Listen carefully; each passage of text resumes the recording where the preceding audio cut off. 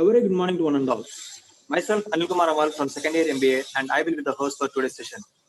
From the Department of Business Administration, Commerce, and Foreign Trade, it indeed gives me a great pleasure to host today's Webonference on change of work culture in future with impact of pandemic situation. Because of this pandemic, a lot has been changed. Many businesses has been collapsed since then. Many of the people has lost their jobs, and many of them are doing work from home. So how do we cope up with this?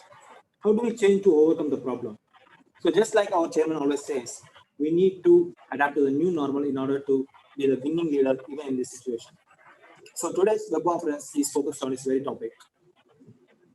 So before we get started, I request everyone to mute your mics. Now let's all rise up for the college anthem.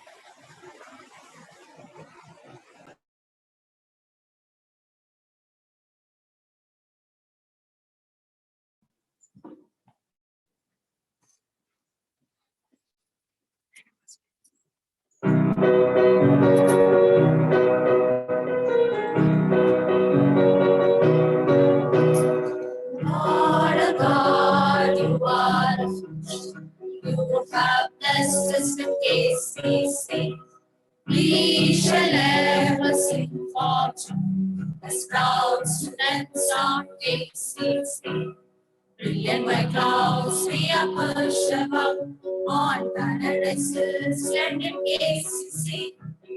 Want to be a class above to enrich and edify us. Born to lead, we are born to lead.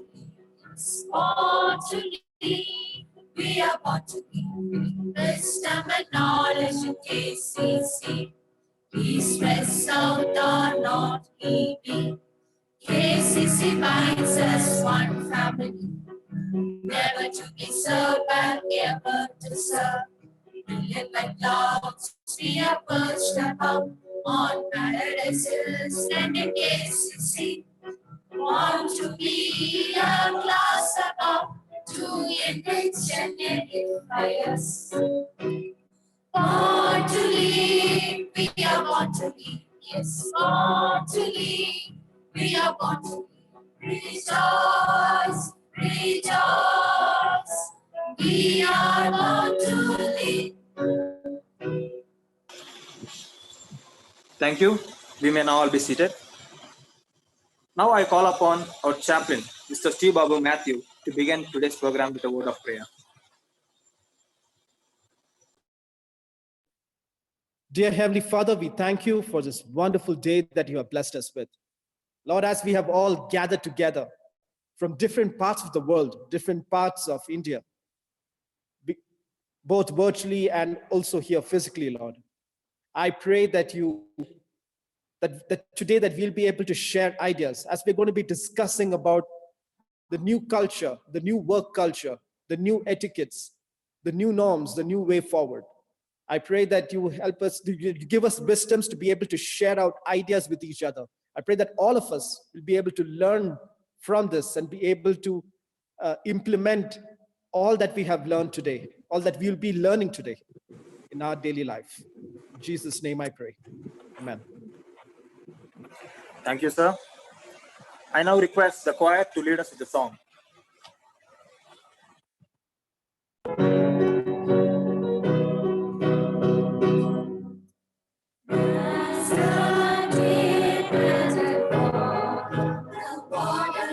My soul longs after thee.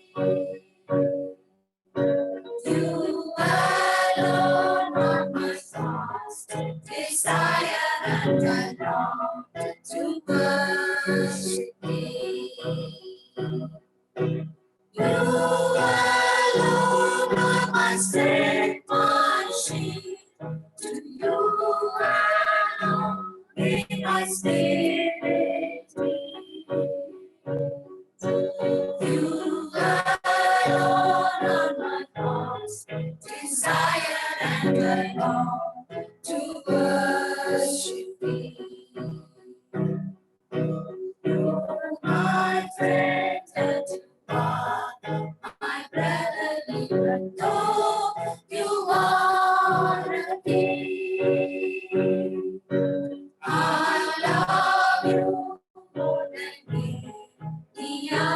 so much more than anything. You alone are my strength, my shield. To you alone may my spirit be. You alone are my heart's desire, and I long to worship thee.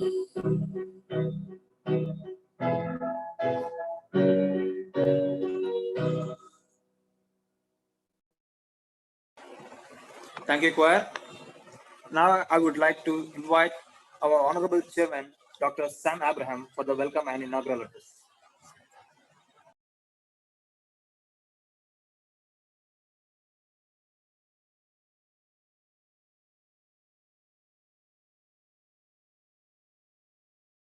I stand to greet and welcome Mr. Ganapathy as the chief guest.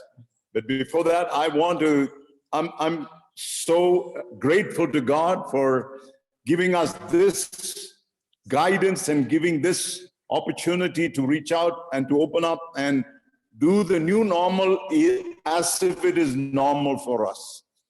I am ever grateful to God. God has been our strength, God has been our source, and He's been the one who's guiding us all along. I have a lot of pages to go for Mr. Ganapathy. Mr. Ganapathy is a very, very dear friend and also a great man that this country has. I will come back.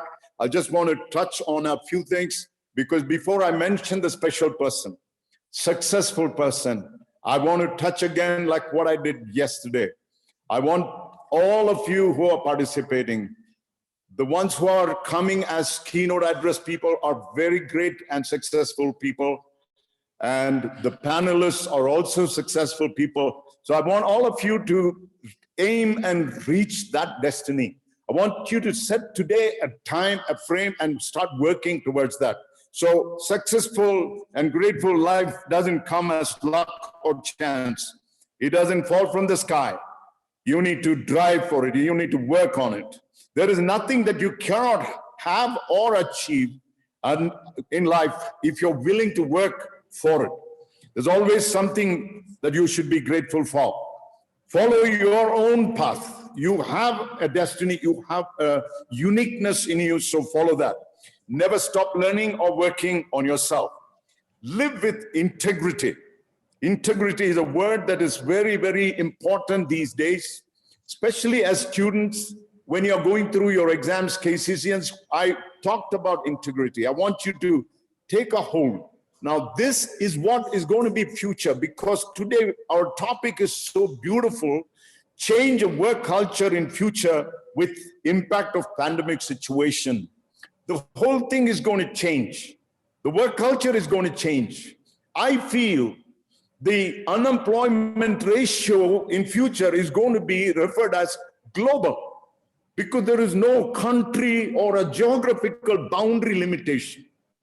Youngsters, I want you to make a note of this, that your employment availability is all across the globe without physically being there.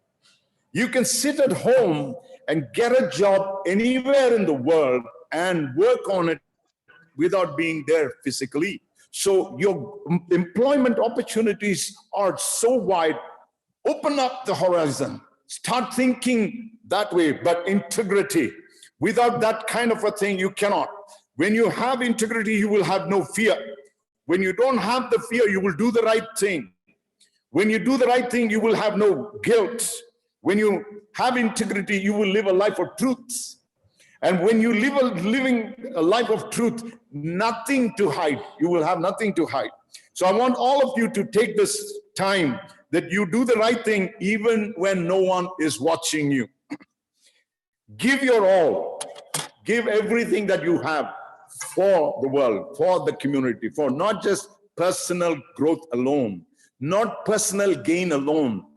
All of us together will make this world a better place to live. So I want all of you to give your all. So when you have this giving all, your focus will be direct and it will be a blessing for you. Don't ever chase after money. If you chase after money, money will run faster than you.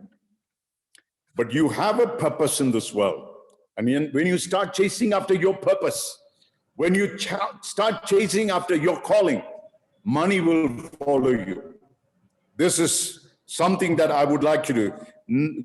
Don't ever do anything for the sole purpose of money. Let the money follow you. You be the boss. You be the. There is nothing called failure.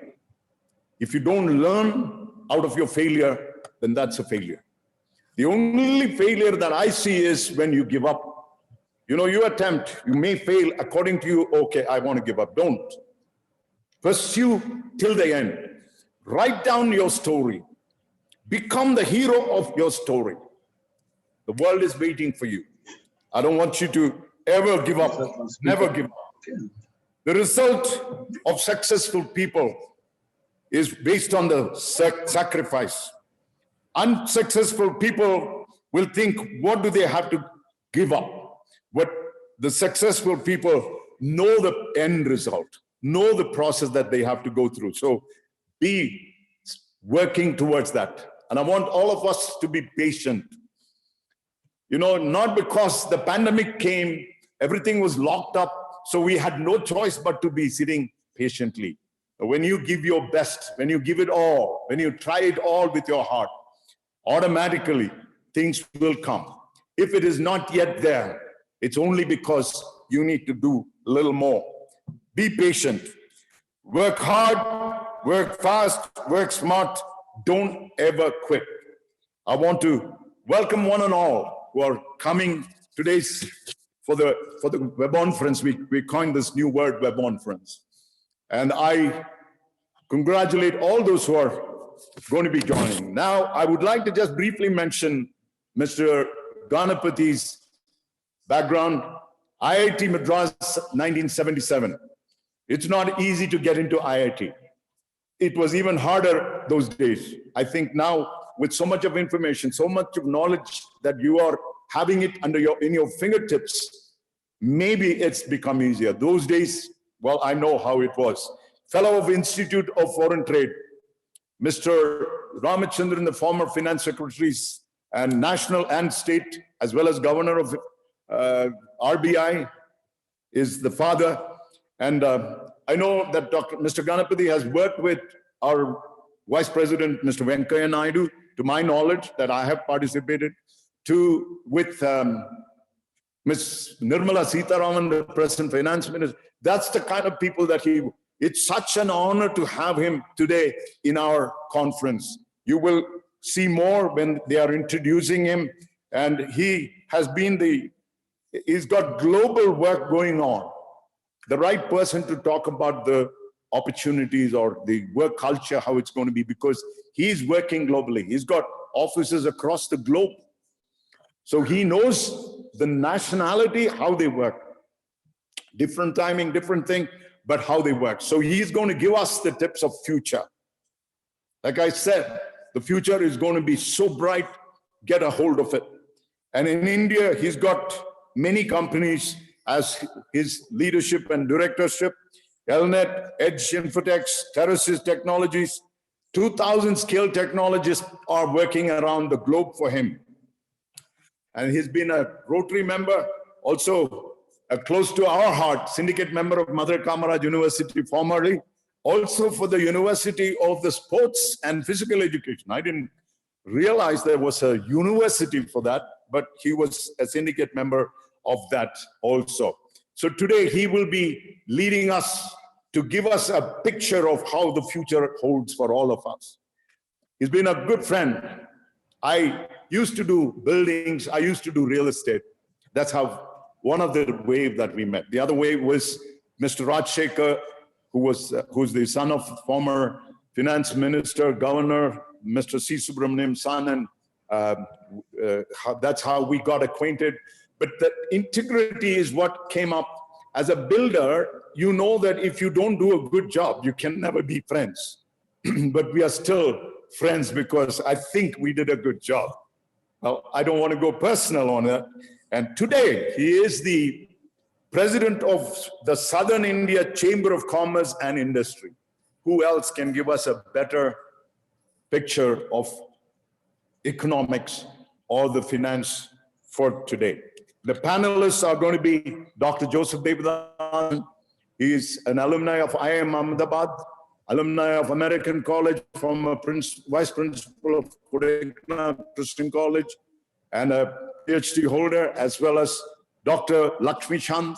She was also vice principal here, and she's got a 30-year of educational background. They will be the panelists. So once again, I welcome all those who are here to present papers, participating. Receive it all. Receive it all. You are going to make the difference in the world. You will make the difference in the world. And those who are free tomorrow, I would like you to come tomorrow also and join us, because tomorrow is another conference on technology where agro, socio, business, and health, everyone in the computer field. Now, without technology, I don't think we can survive in the future. Mr. Sendilnathan is a great scholar, he's an entrepreneur, he's an exporter, he's a farmer, he's an agriculturist. You got it all. And he's also an MS from University of California, Berkeley. You know the level of it. So don't miss out even tomorrow. Even if you are of other departments, because every department needs computer. Every department needs technology. Mr. Ganapathy sir, from KCC, from all the department head, the management, I welcome all, and on their behalf, especially the student group, the leaders of student body of KCC, we all bow before you to welcome you today, sir. I know that I've done a very brief introduction of you. There's so much more that you deserve. We will give you the screen, sir. You will be speaking to the world. Thank you so much. God bless you all. Thank you, sir. Now I invite Professor Afrin Fatima, the department in charge, to introduce us to the chief guest, Mr. Ganapathy Ramchandra.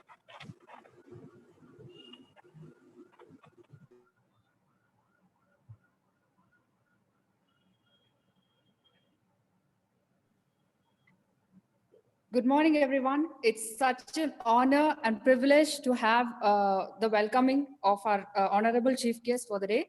So he has an unrevealed interacting with senior civil servants, economists, and professionals on political and social issues, and thus broadening his interest over and above engineering education itself, as he has graduated from IIT Madras in 1977 with a BTech degree. He is also a fellow of the Institute of Foreign Trade, as a son of Mr. R.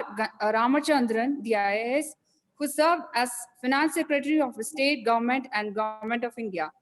Soon after graduation, he has the privilege of serving in India's largest public sector undertaking, then, as in now, Bharat Heavy Electricals Limited in Kuala Lumpur, Malaysia, promoting its products. In 1984, he returned to India to become an entrepreneur. Venturing out on his own, Sir had a marketing consultancy company. He's working on behalf of these companies, which largely centered around the power sectors, entitled Close and Intensive Interaction with Senior Professionals of undertakings like Navy Lignite Corporation, Tamil Nadu Electricity Board, and so on. He is presently the executive chairman of Trigon Technologies Limited, the company which is a leading player in the to promote infrastructure management, has 18 offices across the world. The company has a subsidiary in USA, of which Ganapathy sir is the director. He is also the director of MS Orient Green Power Limited, Chennai. Apart from Trigon and Orient Green Power, sir has also taken leadership role as director of various companies such as ELNET Technologies Limited, Leading Edge Infotech Limited, Mumbai, Terraces Technologies Limited, a leading company in digital space. Sir also has a richer and varied experience in the field of social services. Working closely with L&T, he laid the basis for skilling a large number of youth in various trades and leading to employment for thousands of people. Sir has a public record of public service, was taken notice of Governor of Tamil Nadu who appointed him as a member of syndicate of Madurai Kamaraj University for a 3-year term. Sir is also the syndicate of Tamil Nadu Physical Education and Sports University. He is currently the president of the Southern India Chamber of Commerce and Industry, India's first organized chamber of commerce. Recognizing his wider interest in economic and academics, the prestigious Great Lakes and Institute of Management, Chennai, has nominated him to be the Business Advisory Council, of which Mr. Ratan Tata is the chairman. It's such an honor and privilege. We are blessed to have you for today's session, sir. Thank you for accepting our invitation. We are absolutely happy with your presence. Over to you, sir. Thank you. Thank you, ma'am. Before we start, I would like to announce that we will be having a question and answer session after the seminar. During the course, if any of you have questions, at the end, the chat box will be open and you may ask the questions then. Your questions will be noted and be addressed after the seminar. Please do ask questions related to the topic. Over to you, sir. Thank you so much for having me over. I've come to this one conclusion that nobody can embarrass a friend as much as Sam Abraham. I was overwhelmed by his introduction. I'm not sure if I deserved even a portion of it. Thank you very much for that gracious introduction, Sam. I've been associated with KCC from its embryonic stages, because as Sam and I go back even before that, I've seen it evolve as a dream. I've seen it evolve as a college. I now see it evolve as an autonomous institute and has alumnus, proud alumnus globally and across verticals, across geographies. What more can a founder like Sam Abraham ask for? He's an educationist, a gentleman, a friend, and above all, a great human being. Thank you. And I've been reluctant to speak in some such forums, but when Sam's desire is a command, and here I am with you, I'm not sure if at one level I am the best person to talk about it, but at another level I feel that I could share some of our experiences running an IT company globally present across geographies, and how we got into the pandemic and how we are coming out of the pandemic. Yeah, I think there's much for us to share some knowledge based primarily on our own experience and based on what we've seen across the globe and what we think could happen. It's fair to presume that there's no crystal ball that's going to tell you exactly what's going to happen. But I think this is a pandemic that has ensured that all of us think differently. This is a pandemic that has ensured that we are constantly on our feet, because what is going to happen is something that we can't forecast. We therefore take each day as it comes and survive each day and try to do better than the previous day. Let me begin on where we stand at this moment. A member of CREDAI is an agency which has a collection of real estate developers. He rang me up one day and asked me, when do you think the commercial reality sector will pick up? So I was in a light mood. Therefore, I said, it's most likely to pick up when the world internet fades. And he asked me at a time when I was reading a Goldman Sachs report, which says that 50% of people will not return to offices in New York. New York is the most bustling city in the world, the business capital of the world, if you will. And if 50% of the people who were working out of those offices in New York are not likely to get back to their office space, then I think we need to think of what can happen. But let me also share with you what we did in Trigen. When 24th of March, when India went into a lockdown, There were portions of our operations elsewhere which was already in this. Some of the countries had already gone into this, and we were grappling with it as if it were. 25th, when I got up, it looked like a holiday to me. But by lunch, it started sinking in that there is something happening for which there is no previous experience, there's no precedent, and we have to think differently, we have to think proactively. Thankfully, the bandwidth penetration today is very good. You can talk virtually as we are doing now. And I noticed from the grid that you have participants from all over India, and I also saw a couple of people logging in from outside the country. It just goes to show the power of connectivity, the power of internet, and how it has transformed our lives. So I said, what the heck, why can't we use that power? We got a small team of our top management together and said that, look, we can't be defeated by this. We have nearly about 3,000 families depend on us for livelihood. Life versus livelihood, we need both, and we are going to do both.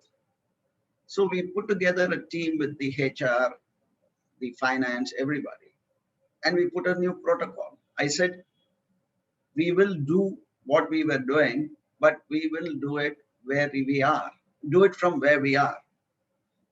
We ensure that every employee of ours was adequately supported by finance. They were given money to buy office equipment in their house, create the ambience there. We also ensured that they could have connectivity, appropriate connectivity, if not very stable and good, strong connectivity wherever they are. And we put together what we call as a work from home protocol. And many of the things that you might have seen as video clips on WhatsApps of how people were working from home, talking, cutting onions, etc. Well, they're all fantasies, but when it comes to work, everybody is serious.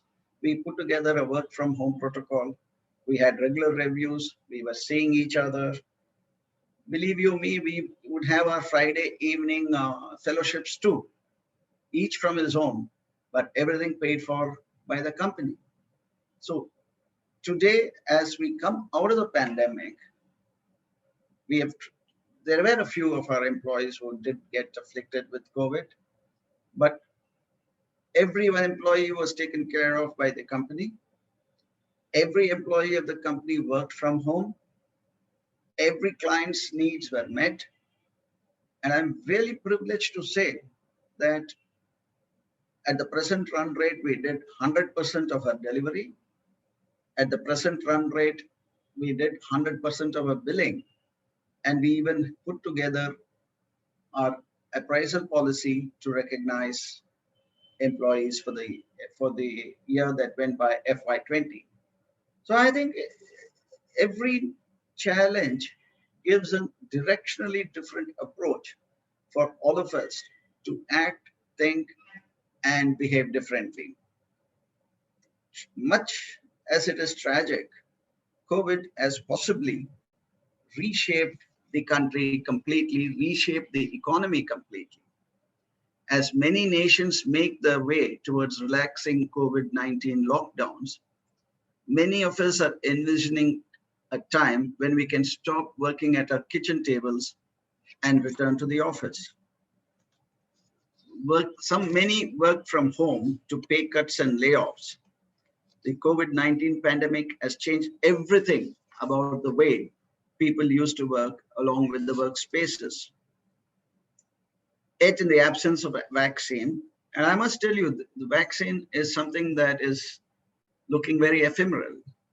Now you have it, now you don't, kind of a thing. Each day brings in some good news. Each day brings in some disturbing news. Are we going to have a vaccine, and how is it going to be in terms of its efficacy? Is very arguable. And I think people are really concerned about a vaccine that is not tested in a manner in which it needs to be tested. In fact, in the United States, nearly 60% of the people have said they will not take the vaccine unless it is proven. So I think we need to be very cautious about the fact that the vaccine is some time away. And Adar Poonawalla, the leader in this space in India, he has said that to vaccinate everybody after successfully obtaining a vaccine, presuming it will be a 1 January start, it could go on till 2024 to vaccinate nearly 1 billion, and then extrapolate, you have to vaccinate nearly 7 billion people across the world. You have to produce vaccines, you have to get people together. As somebody who was served as a Rotary governor in the past, and I did see my good friend and comrade in Rotary, Sam Babu, in the grid, he would understand that the Polio Plus program of Rotary, which began somewhere in 84, 85, reached near fruition only towards the first half of the decade, first half of this century. So the first 10 years of the century, by about 2008-9, I think we successfully eradicated, although it still lingers in portions till the last patient is cured, it is not cured. But be that on the side, but I think a vaccine to discover, produce, administer, and cure is a big, big challenge. So I think we need to prepare ourselves for that. It's a long haul. And many are struggling to maintain the work-life balance in the lockdown, but are equally anxious about returning to crowded office premises, which I think is very, very unfortunate. If you look at it really, is the 9 to 5 schedule really a myth? See, how many times each of us in this grid, some of you, I know many of you are students, but you would have seen your parents, you've seen your relatives, they would have taken calls at home. Are we only working 9 to 5? I think the answer is no. How many Saturdays and Sundays, how many weekends you've seen people work at home to meet a Monday morning deadline, or for that Monday morning presentation, or for that emergency client requirement? So in a sense, all of us, at least most of us, have been working from home throughout our lives. It's just that we are working a little more from home. The offices also need to look at life versus livelihood. To us here, while I am today in my office, we have declared that up to 31st March, every employee of the company can work from home. I'm here as a leader of a company. I'm here because I need to be seen to be working and communicating to people effectively using the internet to say that the processes are on, the companies are functioning, the clients are being engaged, and you are supporting the clients from wherever you are. It is more from a standpoint of convincing them that their jobs are secure, their livelihoods are secure, but please take care of your life. I think any come back to work policy must be very, very cautious, because standard operating procedures for safety that includes proper ventilation. I would prefer to always use the word physical distancing and not social distancing. And we need to look at revised seating plans. Having said that, let me tell you, the past is not going to be the present.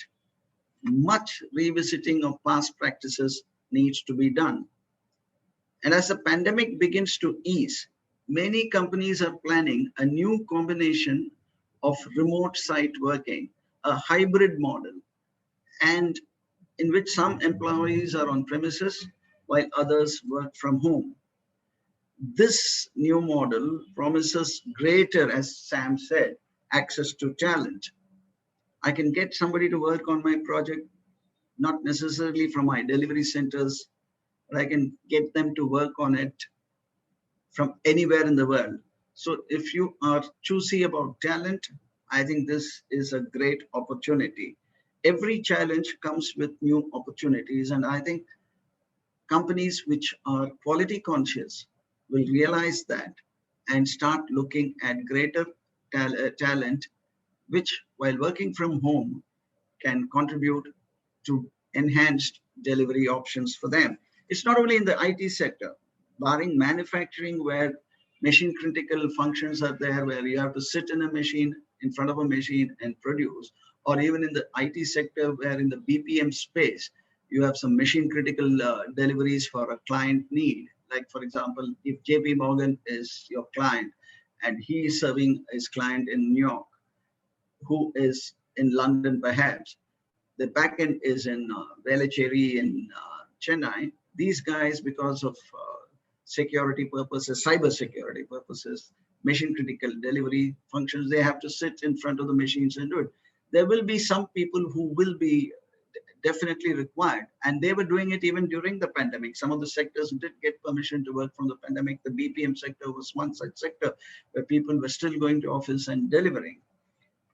So Yahoo tried a completely work from home policy and finally had to give it up. So it just goes to show that a complete work from home is unlikely to happen in many, many sectors. So I think there will be a hybrid model. There is going to be a lot of people working from home. There will be a lot of people working in offices, and the ratio will keep changing. Some may even come. In fact, what we have done now, there is a lockdown lift. I've even said that, look, you work from home wherever you are, but if you want to have a team meeting, get onto the platform and meet with each other virtually. But going forward, what can happen is some of the senior team, which is having a great interface with clients, receive clients, etc., may still be going to office. Projects can be delivered from home, and projects can be delivered from wherever they are, but they may still have team meetings in the offices. So the office space itself may start beginning to look different.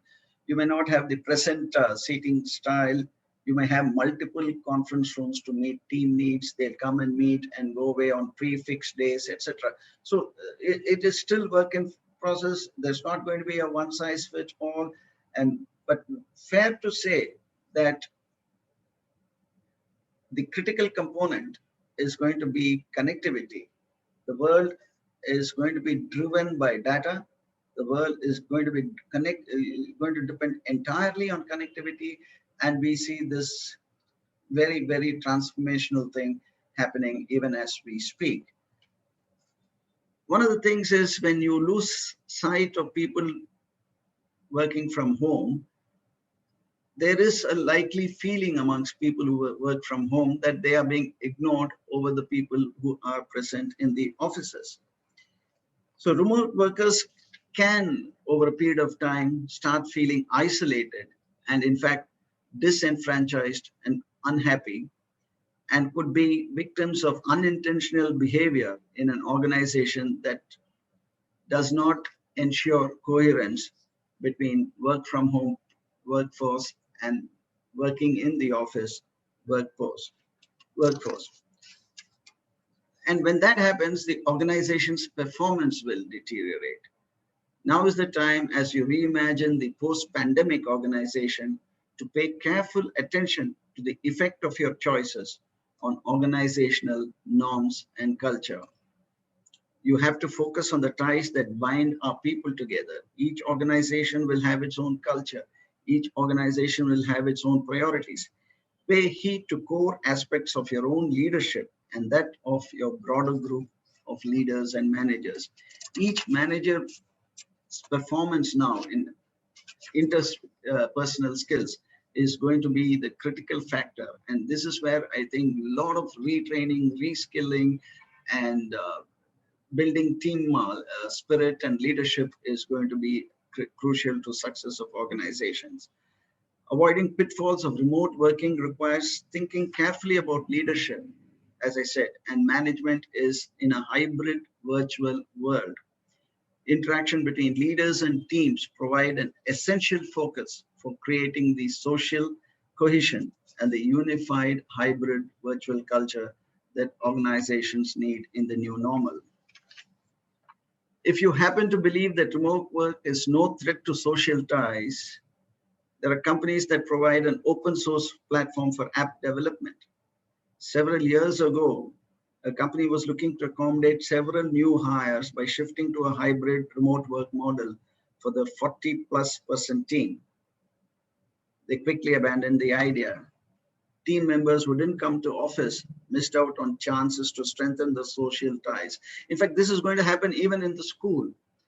Today, I think as a company which is in the virtual education space, I can say that wherever you have virtual education, education delivery is happening 100%. Evaluation is happening in real time. Students today have a clinker. The teacher can stop, pause, ask questions, and evaluate in real time, clear doubts in real time. Everything is possible now. But is that enough from an education standpoint? The answer is no, because education is a little more than what the textbooks teach, a lot more than what your professors deliver, a lot more than what you assimilate. Education is also about socializing skills, interpersonal skills, sports, and develop competition and team building. So what can happen is you may have a set of people coming in the morning for socializing and interpersonal skills and leadership development, and you'll have another set of people coming in the afternoon, while the people who go home in the morning will be learning the core subjects virtually. So the same capacity will be leveraged more than once perhaps. And this is great news for a country like India, which can extend quality education to more children or more students. So there will be a lot of advantages, a lot of things that will happen going forward. So successful workplace culture rely on social interactions. And that's one of the reasons, again, I go back to Yahoo's experience. And as the CEO said, we need to be one Yahoo. And that starts with physically being together, having the interactions and experiences that are possible face to face, such as cafeteria discussions. In our offices, the best place where you can discuss and understand each other is the canteen. So, and plus new people integrate into your office culture, your workspace culture, much better when there is a physical meeting. Today, we do have a situation where, we have been against the run of play. We have even acquired a $200 million contract in the last 15 days or so. And as we build a team to deliver this project, I've not even seen one of those guys who are new recruits. This is a tragedy. And this is something that we need to keep in mind. Can we as an organization, can we as a company, can we as an entity run an outfit without seeing your fellow colleague? The answer is obviously no. So therefore, I think these fireside meets, these team meets, working together as a team in the office and off it, are to be combined very skillfully, resourcefully, to ensure that the organization's culture stays intact, the philosophy of the organization stays together. And the one word that which Mr. Sam Abraham used earlier on, the integrity of the organization comes together only when people come to integrity of the organization stays afloat only when people come together. So there are many things that are going to happen, but can I say this is what is going to happen? I don't think anybody can predict, but safe to say we are going to have a combination of many things.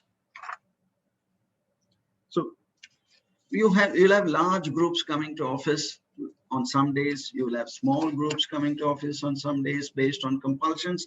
But I think the hybrid model with adaptations to each organization is bound to happen.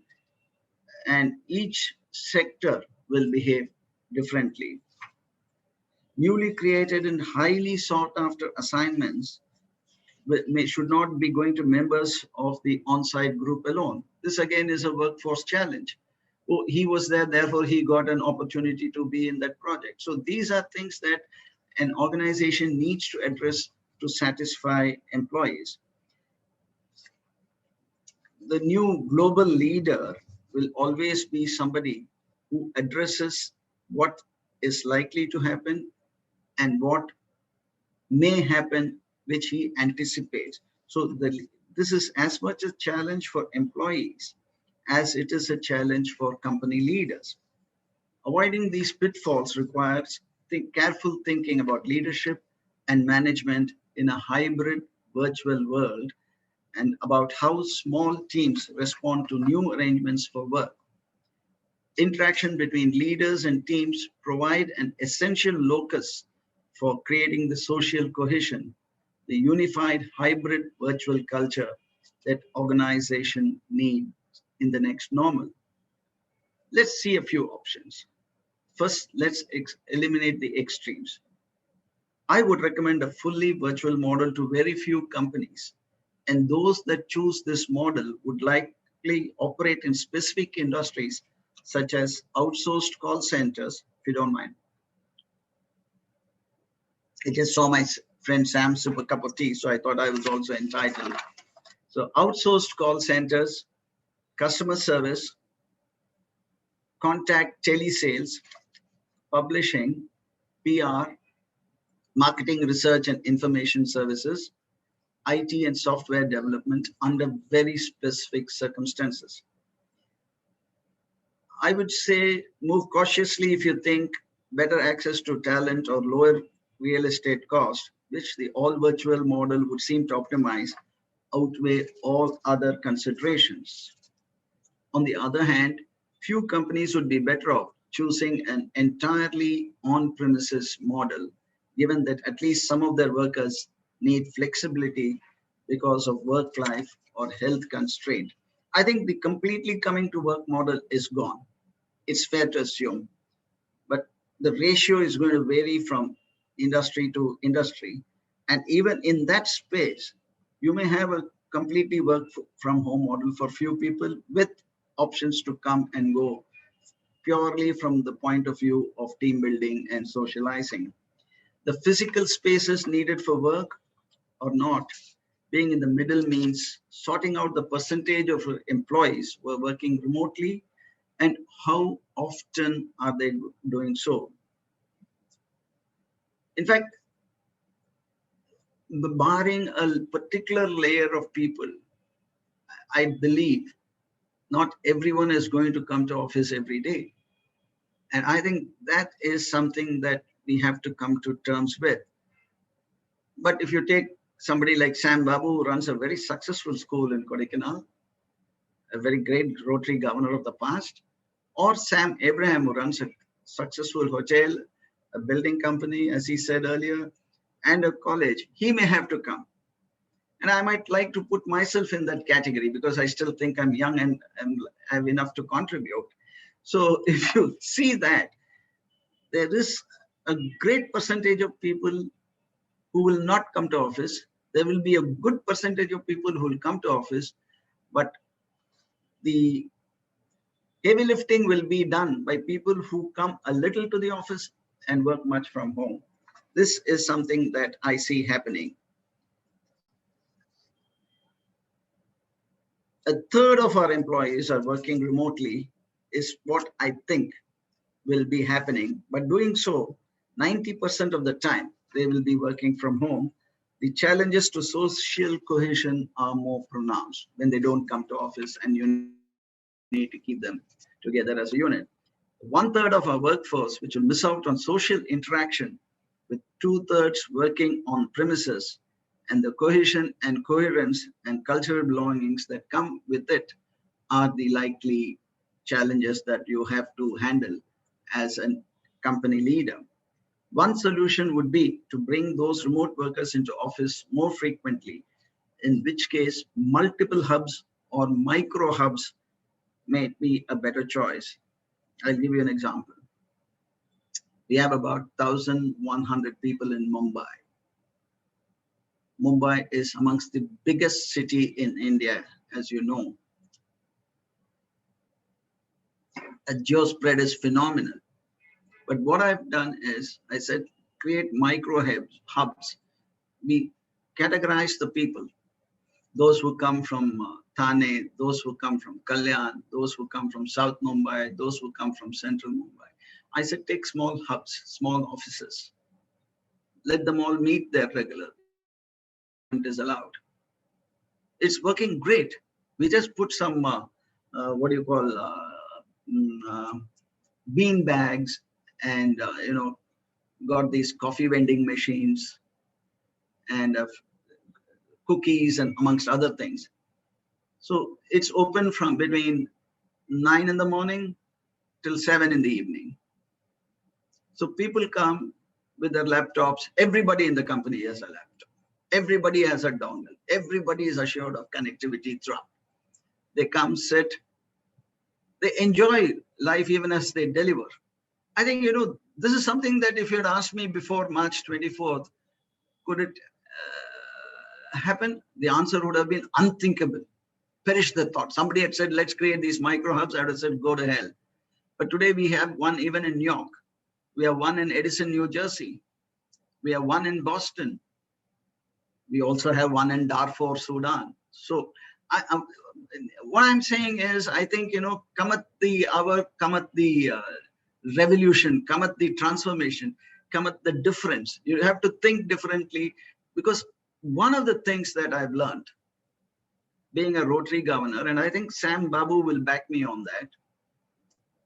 And one of the things Sam Abraham will realize running a college is the most important aspect of your life must and should always be respect a fellow human being as being better than you. If you can do that and think, you will always be thinking something different, something better. Every morning I get up to think what I can do better for my employees. And if you have that in your mind, if you have that in your culture, I think I'm very, very sure that most companies will come out of this supportive of their employees much better than what it was previously.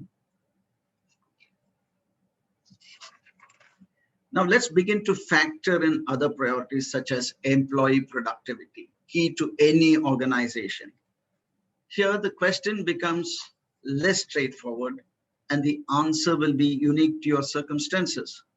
When tackling the question, be sure to go beyond the impulse to monitor inputs and activity as a proxy for productivity.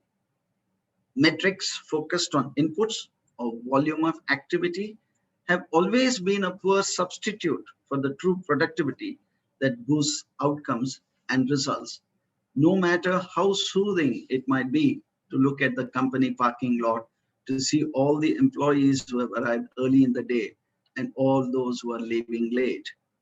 Applied to a hybrid model, counting inputs might leave you grasping at the number of hours that employees are spending in front of their computers and logged into your servers.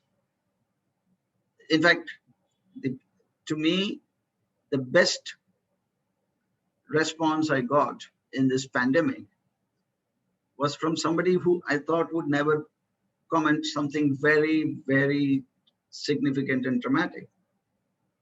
It was my cook, Hari, educated up to class 2 from Darbhanga, Bihar. And he said, and since a lot of people are from North India, let me use Hindi and come back into English. And he told my son, "Aajkal Saab ka kaam double ho gaye." He said that Saab is working twice as much as what he was. Now that was a concern. I said, I don't want my employees to work the way in which my cook has discovered me to be working. They have a family. They have a life which they must enjoy. So that's when I told my HR people, put together a work from home protocol. The family time cannot be compromised. Previously, if they came at 9 in the morning, they would leave at about 6:30, 7, 8, based on client needs or that day's priorities or deliveries. But if they're going to work from 9 and they have to be available throughout for the company, I'm being a very poor leader. So I think one of the great things that's going to happen is when I joined, before I became an entrepreneur and I joined BHEL in Trichy, not far away from where Kodaikanal is, almost the first thing they gave me was a HR manual, Human Resources Department manual. Now I think, what that's going to transform completely. It will be a whole new document written by global experts, and it will be known as the hybrid work model, which will take care of every employee's social and other needs. Family time is very, very important. Employers should never get tempted to trouble people during their weekends, unless it is something very, very, unless it's force majeure, if you can use that word. But I think a lot of things are going to happen. A lot of things are work in progress, but I think eventually the employers and the employees will get together in a much closer manner once you use the protocols that are being evolved. Small themes that are lifeblood of today's organizational success thrive with empowering, less controlling management styles. Better to define the outcomes you expect from your small teams rather than specific activities or the time spent on them. So let me say, I would rather take questions than share about what can happen, because what can happen may not happen, but what will happen is a very clear, defined hybrid model where a lot of people will work from home. And the most important thing is you will get rewarded for your talent. I think that is the key. Talent will be recognized much, much more than ever before in this evolving model. Which are the, if you ask me, which are the sectors that will take off from this pandemic and will grow rapidly? I would put healthcare, life sciences, and technology. Why do I rate them as 1, 2, and 3? In its quest for, in fact, I'll tell you, one of the leading physicians in the US with whom we are in the space of health sciences. We do a lot of IT work for one of the leading global pharma companies. One of the things that we realized was that the quest for drugs is going to increase. The restlessness amongst the population to discover vaccines and drugs is going to be enormous. Now, this is an RNA virus, but in very simple terms, the RNA virus is pretty similar to what the world encountered about 22 decades ago, the HIV. America burnt nearly $20 billion. They couldn't come out with a vaccine. The RNA virus is a challenging virus. Even if a vaccine comes out, people say it may last for about, the efficacy of the vaccine could be about a year and not more. And you have to, constantly vaccinate yourself with boosters, etc. In this context, that is why the most popular phrase that I hear is get used to it. So if we are to live with this virus for some time till the herd immunity comes up and it disappears, it may take about 4 to 5 years. So let's get used to the new normal. Each organization will build its own culture. Each organization will react to the compulsions of its clients and needs. Each will look different from the past, but the past could be better than but the present future could be better than the past. I'm like Micawber, an eternal optimist. The economy will go through challenging times. the question that uppermost in every Indian economist is, can we afford not to spend our way out of trouble? And I think John Maynard Keynes comes to my mind, and the Keynesian model will always recommend huge investments in the infrastructure sector. And I think one of the things that we may have to do is, one set of people dig holes, the other set of the human population in the country fills those holes, and both will be paid for by the government. And burning cash and coming out of trouble is the surest way to revive the economy. We are in that kind of a stage where we have to count our blessings every day. But the world and India have seen bigger and more dreaded crises in the past. We'll battle our way out for sure. I'm very confident about India. I'm always bullish about India. America might have got into this from a historical high, while India might have got into this from a historical low. But I think India will come out of this from a never before high. And that is why, and one of the reasons why I'm always optimistic is, I've seen at my age, each decade produces better and more brilliant students than the previous decade. Sam was alluding to the fact that it was difficult to get into IIT when I was attempting to get into IIT. I'm not sure. I've always thought they made an arithmetic error when they cleared me. But I think the present students are much brighter than I've ever seen, for the reason that access to information, access to data, and availability of technology that I've never seen before makes them instant geniuses. You guys are luckier than all of us put together. You're associated with a college that is leaving its footprints in the sands of time. Be blessed, stay happy, stay healthy, and the new normal is stay negative. Thanks so much for having me over, and I'll be happy to interact with some of you. Thank you.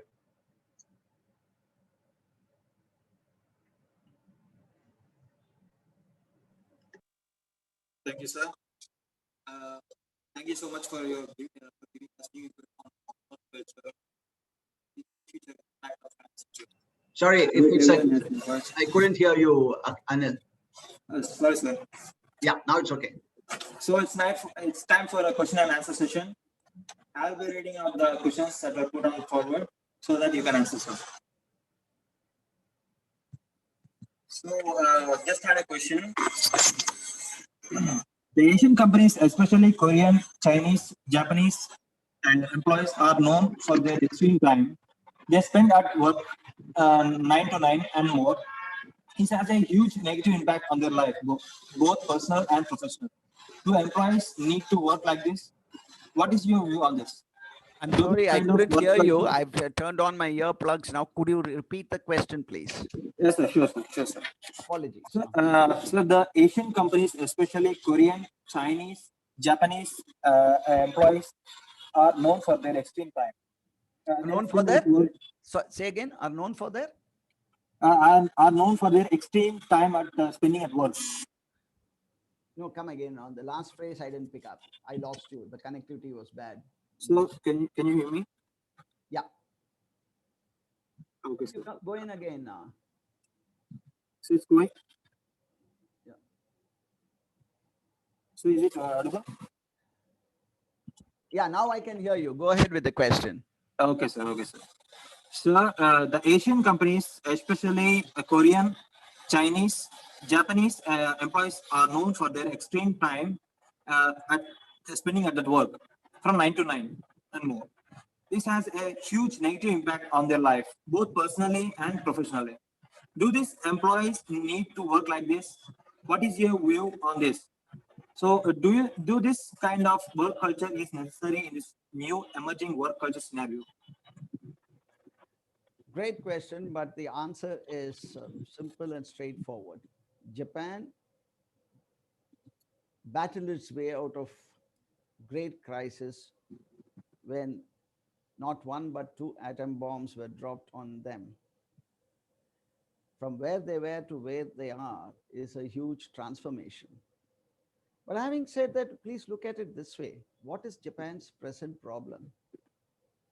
Japan's present problem, in fact, very interesting that as Chennai opened up, I had lunch with the new Consul General of Japan in Chennai. Japan's biggest challenge is an aging population. Now, in fact, I always tell my people, if along with English, you can learn Japanese, India and Japan are bound to be winners going together.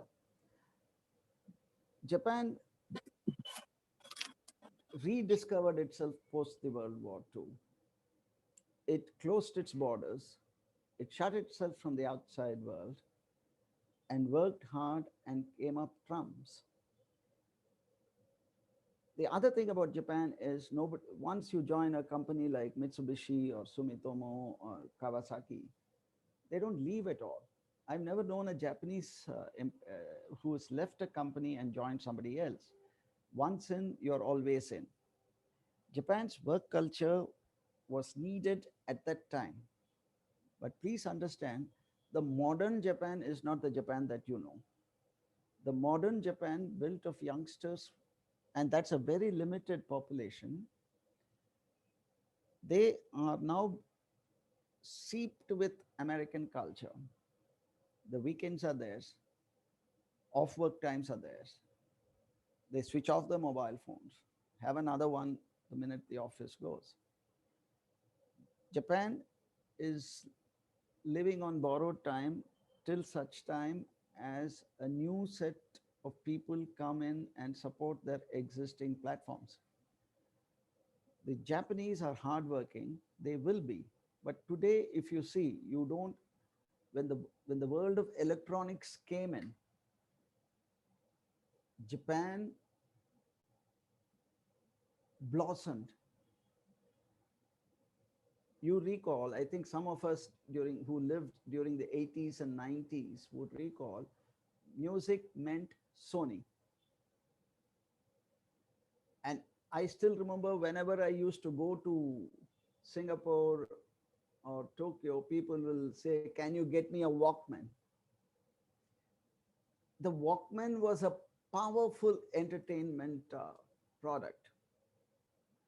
Why I'm saying this is, Japan produced the best of technologies in the world of consumer electronics. Japan was also into heavy industries, shipbuilding, power plant manufacturing, everything. But Japan's growth got arrested. Take, for example, consumer electronics. I was just telling you, music and Sony were synonymous. And then a young guy with Levi's jeans and t-shirt in Palo Alto, California, came and introduced a product called iPod, Apple. It transformed the way you and I listen to music. Now, where did Japan go wrong? They didn't see the onset of an iPod. Walkman was itna bada tha. The iPod was so much. Even at that stage, Sony had everything to check the growth of Apple. All the music was in their repository. All they had to do is to reinvent an iPod and stay together and then transfer music, load music into that and sell. They didn't do that. Japan lost out on consumer electronics entirely and vacated that space. Then the Koreans came along. Today, the only product that competes with an Apple phone is a Samsung. And look at Korea. In fact, the first thing I do in the morning is I turn on the BBC to see how the KOPSI is behaving. KOPSI is the stock exchange of Korea. You look at it this way. Korean companies are in every part of the world. They are not geography agnostic. They are present in all 190 geographies of the world. So I always tell myself, if KOPSI is doing well, the world is doing well. Japan surrendered that initiative because of its own prejudices. So Japan's work culture was relevant in the 80s, 90s. They are living off their past. They have to reinvent and rejig. And that is why now they're using their huge reserves to get into a lot of other things like mobility and so on and so forth. And they're going global. They are a country at the crossroads. They'll still be powerful, but they've stopped being the inventor of technology. That is where they've surrendered their space. And that's been taken over by Korea, the West Coast, and the United States. So I think Japan's story is was of the past, but it still has a future.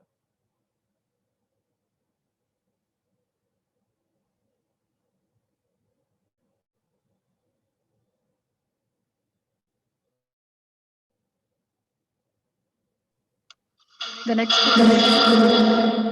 next question is, problem in Japan is of high population of senior citizens. Is it because it lacks working age population? Yeah, I just addressed that. I thought I did say that Japan's problem is one of aging population. And I think they will open up their immigration to select countries like India, where there will be greater mobility between India and Japan of its citizens. There'll be more offshoring from Japan to India. And because one good thing about Japan for India is Japan is anti-China, and that will be to our advantage. It need not necessarily make them pro-India, but I think India needs to position itself to look attractive to Japan. And I think that's happening. Indo-Japan ties have grown at both at the political and the economic level. And I think what China lacks in terms of what do you call an aging population, young population will be more than met with by people coming from other countries. And India could be one of the beneficiaries. But for making India attractive to Japan, we need to invest very heavily on our social sector as well. Yeah.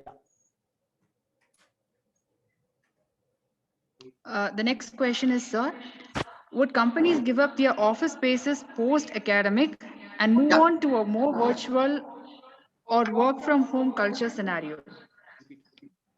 I repeat, sir, would companies give up their office spaces post-academic and move on to the more virtual or work from home culture scenario? See, I think, as I said, it's not going to be a one size fits all for all companies. I think each sector will develop its own work culture and workforce style. But I think the most likely scenario is going to be a hybrid model, where there will be workspace for people that will be restricted to some people. There will be workspace for some who will come and go. There may be a good chunk of people who will never come to office. So I think these are things that are still evolving. Because is the pandemic behind us? The answer is no. We are still running with the pandemic, coming to terms with it. We still don't know how to handle it. People are still scared. In the absence of a vaccine, people are really scared. So I think we need to wait to see how it evolves. But I think a good percentage of the workforce was not going to come back to work space. That's a fair guess. And it will have implications on several sectors, which will have to rejig and refashion itself.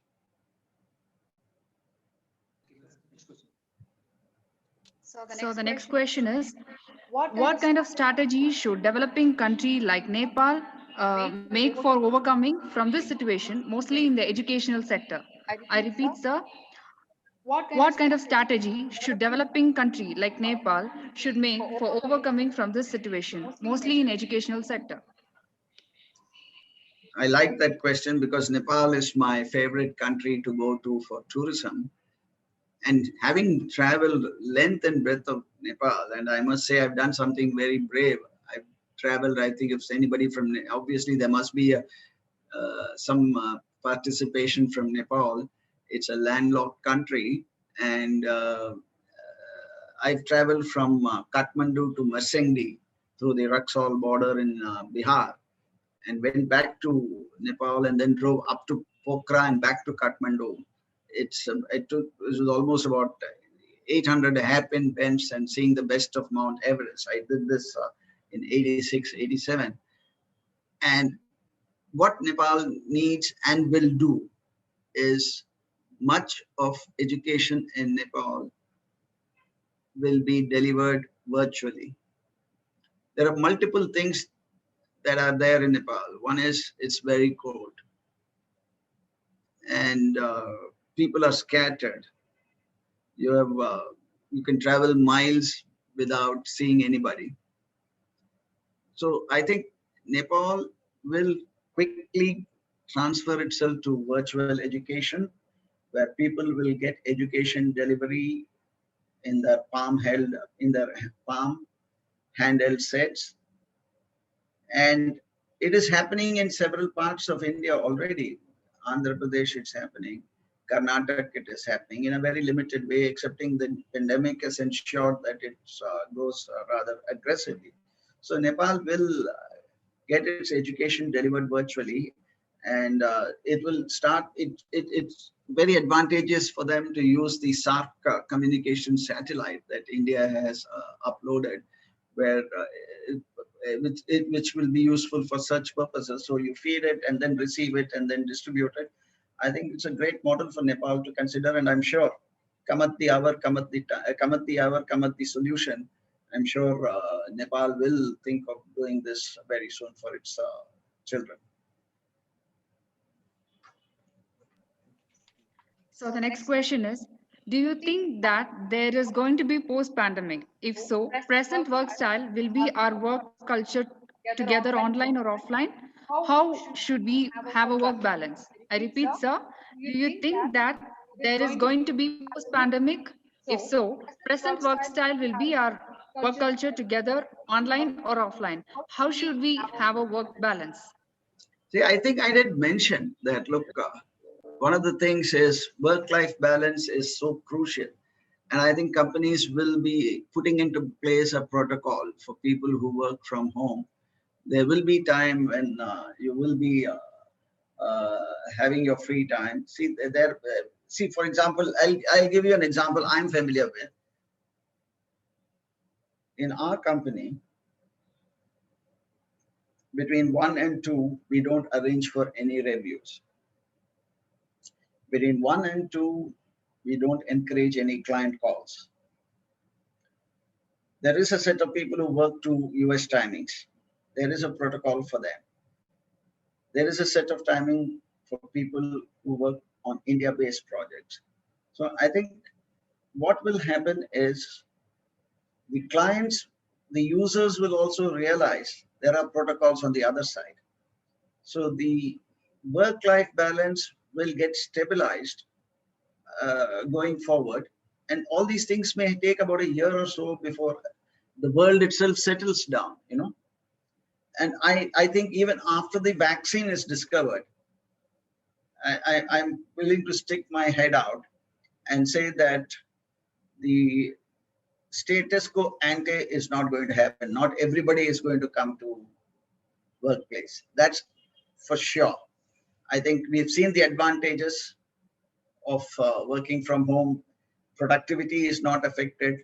So you handle the employees well and give them more time to be with their families without compromising on office delivery. I think the work style will transform itself, and the new normal is still evolving. And this is not where we will be. We will be somewhere else.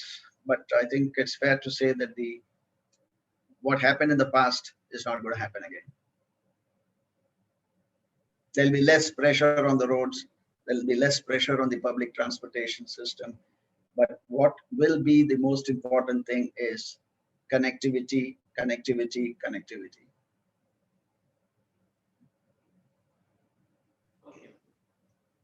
Thank you, sir. The next question is work from home continuing after academics, and is there a chance for rural development due to work from home? Is there a chance for? Can you read? I repeat, sir. Is work from home continuing after pandemic, and is there a chance for rural development due to work from home? There's a chance for what development? Rural development, sir.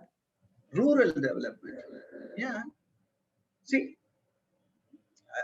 let me answer this in the manner in which I've understood this question. I think,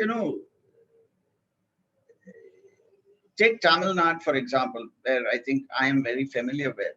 Tamil Nadu is one of the most urban states in the world. See, if you take, I'll give you another example of a developed country and another example of, and take an example from Tamil Nadu.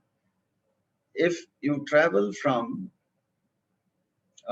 Frankfurt to Stuttgart in Germany by road, you'll find that each town is as good as the other that you've crossed in terms of infrastructure. In Tamil Nadu, each capital of a district is as good as the previous city. The urbanization, rate of urbanization is pretty rapid. But around these state headquarters, you have a large cluster of villages. But today, each of these villages have the benefit of drinking water, electricity, communication. I was awed when I went to a place called Tawang in Arunachal Pradesh. The chief engineer there is a Tamilian from Theni in Tamil Nadu. He was able to speak to his wife from Tawang. Tawang is the last post on the Indo-China border in Arunachal Pradesh. Now, would it have been, could you have thought of it in the early 90s? And today, using that smartphone, he's able to see his family that lives in Theni and speak to them virtually. Now, I think connectivity is the key transformation to the whole thing.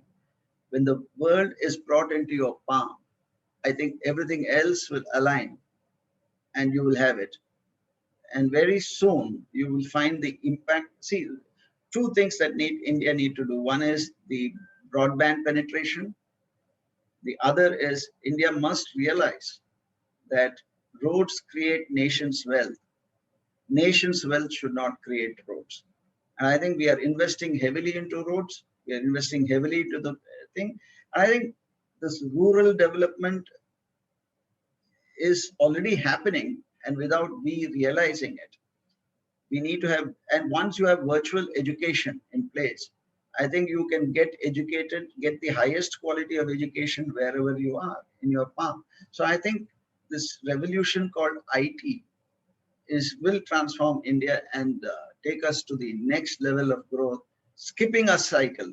See, after all, India went into GSM technology straight away, whereas the rest of the world was in CDMA. At times, it's good to miss a space. You can go to the latest and frontier technology better and faster. So I think India is on the threshold of that, using its great broadband push and ensuring that road connectivity improves rapidly. We should the villages will be only a village by name. You'll have the same kind of development that is happening elsewhere, happening there also, and transform it.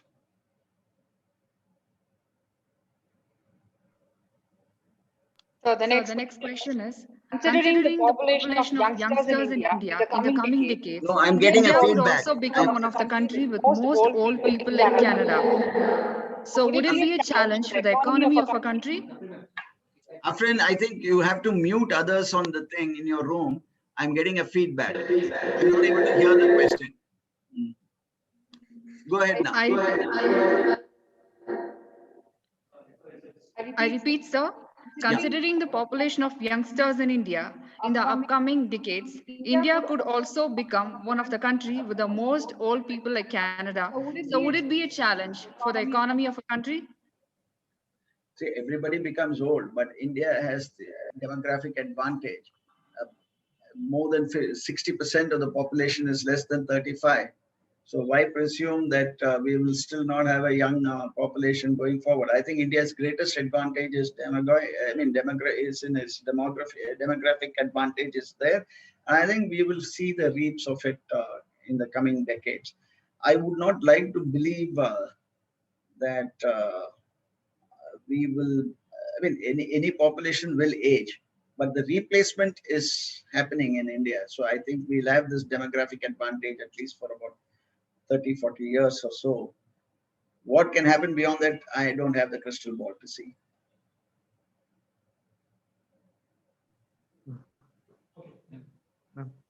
So the next question is, India has introduced industrial policies, but our Indian GDP is negative 24. What are the reasons behind this negative GDP?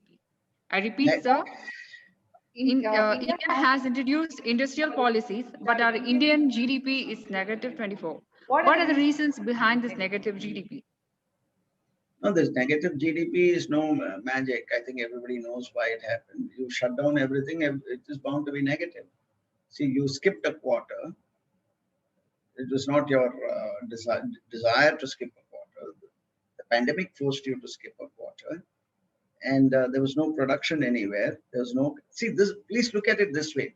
The first time in the world, you have both a demand and a supply side destruction. It's never happened before.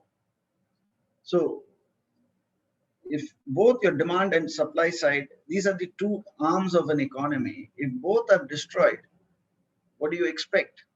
There is bound to be a negative growth in GDP. It was expected. The percentage looks a little high.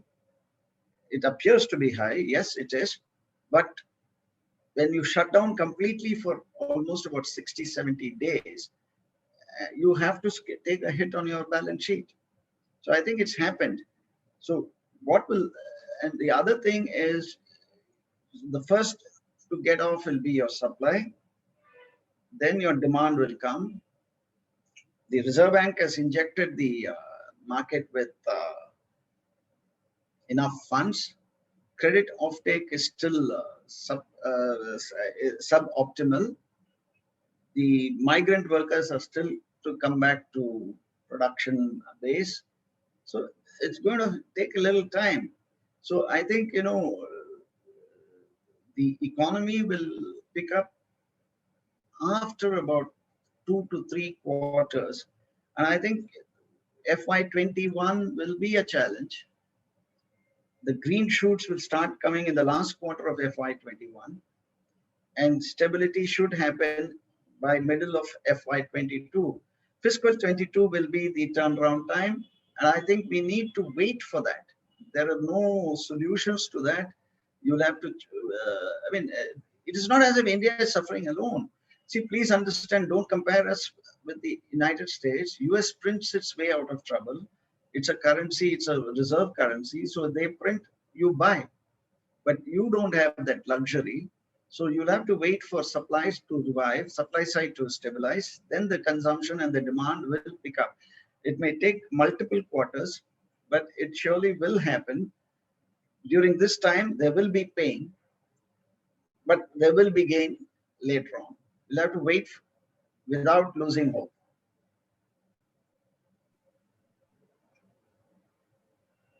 So the next question is, does pandemic affect the Fabian and drone entrepreneurs and how? I repeat, sir, does pandemic affect the Fabian and drone entrepreneurs and how? Affect the who? The? I didn't get you. Can you come again slowly?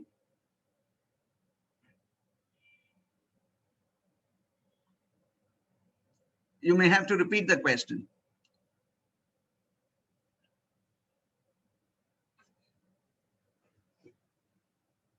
I couldn't hear. Anil, can you ask the question again? Yes, sir. Sure, sir. What is the question?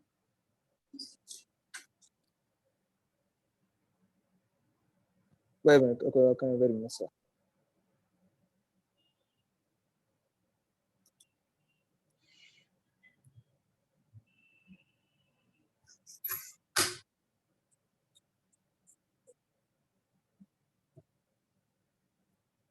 I think this question is from Dr. Gopal Singh. And if he can unmute and ask, it would be good.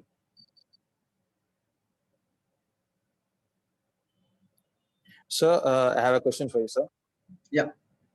So, considering the population of youngsters in India in the coming decades, India would also become one of the country with the most old people like Canada. So, would it be a challenge for the I've economy? answered that question. I've answered that question. Go to the next one. Okay, sir. Okay, sir. So, are online classes as productive as person-to-person classes? Is there a bright future for students of classes from 9 to 10 in our country? See, in fact, I was at a FICCI EdTech committee meeting on Friday. India is going to be the EdTech capital of the world. We are fast emerging as the EdTech capital of the world. But for us to maintain that position, what needs to be done is content. Content is the key. We have to depend on our teachers, our learned educators to create the content which can be delivered virtually. It's happening, but it's a big, big task for India to raise to this occasion. And I think we will do it. We will be global exporters of EdTech, mind you. I'm very, very confident India will be a global exporter of EdTech. And I see that happening in the next year or two. Content is the key. And I think this will be the, I'm telling you, mark my words, India will be the education deliverer for the world. Believe you me. And we have the technology, we have the wherewithal, we have the human resources, we have the human capital, and we have the technology for that. Content is the key. And I can tell you, the maximum number of EdTech companies are in the country. Take a company like Sequoia Capital. Every Indian EdTech company has a funding from them. They would not be doing it unless they see value in it. Get reassured that India is going to get into a different scale. I've always felt every challenge presents an opportunity. This challenge will ensure India will extrapolate in the world of education technology. Thank you, sir. Can be, so let me say it this way. If we can be education deliverer for the rest of the world, why worry about our children? Be confident. Thank you, sir. So I have another question also. Does pandemic affect the Fabian and drone entrepreneurs, and how? Drone entrepreneurs, is it? Yes, sir. DRONE. Yes, sir. Yes, sir. It's a very interesting question. As an entity, we are associated with one of the world's largest drone manufacturing companies called Aeronautics in Israel. We support their IT backend services globally. The drones is going to transform multiple things, including medicines, the supply chains. See, today, let me give you a very realistic example of what will happen using a drone. You will now go to a shop and shop contactlessly. You'll pick a Panasonic TV. A bot will support you with all your questions. If needed, in real time, somebody will talk to you without being present. You select, you pay, and come out, a drone will deliver it in your house. So technology is going to be very, very transformational for you, and drones will play a very, very key role. India has its own challenges accepting drones because it can be used, or rather put it this way, it could be abused. But I'm sure going forward, we will have a situation where you'll find drones not only being used for security and surveillance, but for commerce and education, telemedicine and things like that. You order a medicine, the drone will deliver to you. So I think these are things that will happen. The opportunities for technological transformations using these things is enormous. And I think sooner we accept it, the better it is for the country too. Thank you, sir. So now we are at the end of the session. Question and answer session is over. And I request Professor Naina, the convener of the Webonference, to deliver the vote of thanks.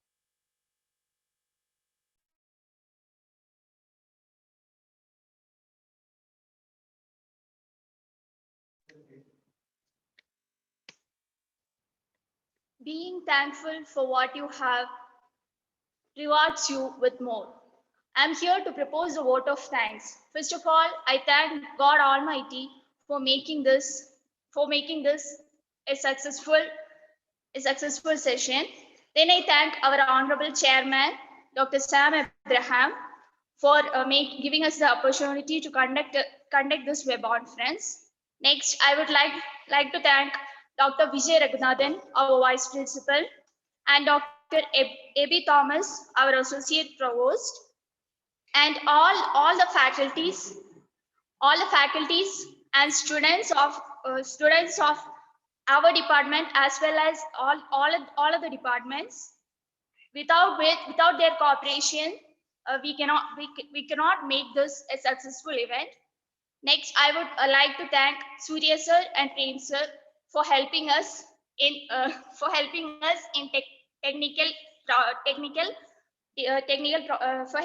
with their technical equipments.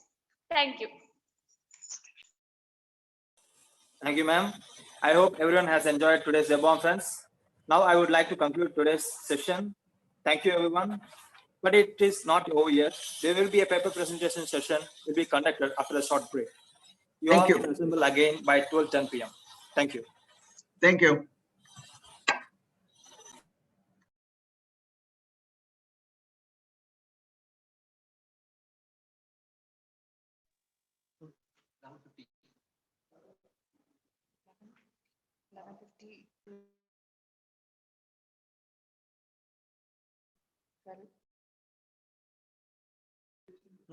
So it's not allowing the participant. Presentation starting from 12:10 to 1:10. So we invite all the presenters and the participants to come and join with us to have a better session and enjoying session again. We welcome you all once again.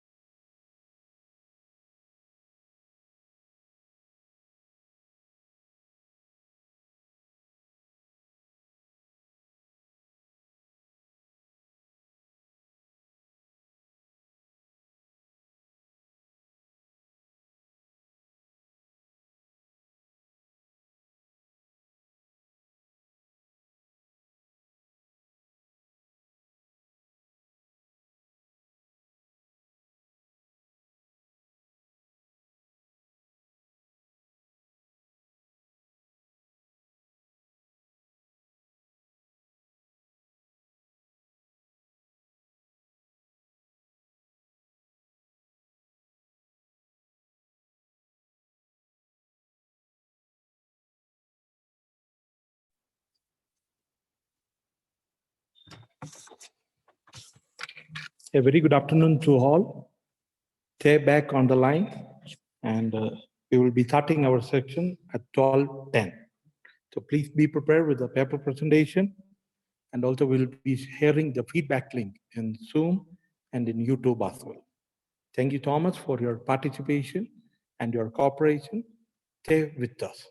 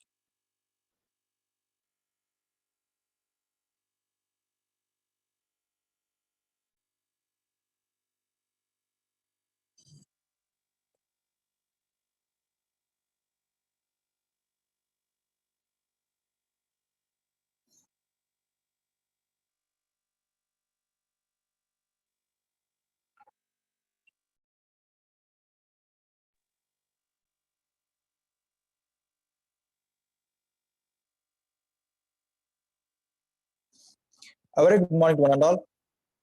Now, paper presentation session will be conducted, and it will be directed by Miss Niveta. Over to you, ma'am. Yeah, very good afternoon to one and all present here. I'm Ms. P. Niveta, Assistant Professor, Department of Management Studies, Kodaikanal Christian College. On behalf of the conference, I would like to welcome all the participants and presenters in our Webonference to share their thoughts in various aspects on change of work culture in future with impact of pandemic situation.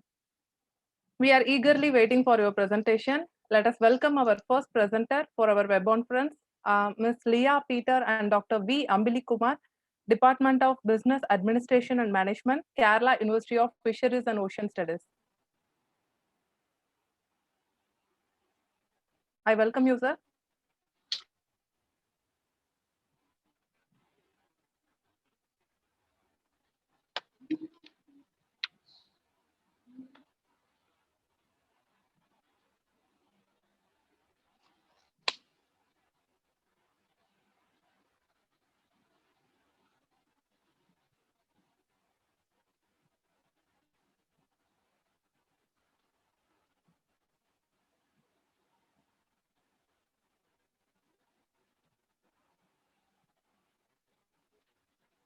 Shall I press it? Yeah, yes, ma'am. Okay. Good afternoon, everyone. I am Leah Peter, Research Scholar in Faculty of Management at Kerala University of Fisheries and Ocean Studies, Kochi. First of all, let me thank the organizers of this web conference for organizing a conference on a very relevant topic and also for giving us the opportunity for paper presentation. And my topic for the presentation is Impact of COVID-19 on Financial Self-Efficacy, a study in Kochi city of Kerala. Going into the presentation, I would like to go through the milestones of the COVID-19 pandemic. I'm not going to do in a detailed manner, just the milestones in a very brief manner because we all are going through the situation. First of all, it was on December 8, 2019, the first case of COVID-19 was reported in Wuhan city. And following that, the WHO named it as novel coronavirus in January 9. And the first death was reported in January 11, 2020. And on January 14th, WHO warns of the risk of a possible wider outbreak. And it was on January 23rd, the first lockdown was announced. It was announced in Wuhan city. Next slide. Following on January 30th, the first case was reported in India. It was from Kerala, district, a student Wuhan University. And on March 15th, 100 cases were confirmed in India. And was on 24th March, our Prime Minister Narendra Modi was ordered a complete lockdown for the 1.3 billion population. Phase 1 of the lockdown was from 20th March to April 14, and phase 2 was announced for the period April 15 to May 3rd, and phase 3 for both May till 15th May, and the phase 4 was the last phase was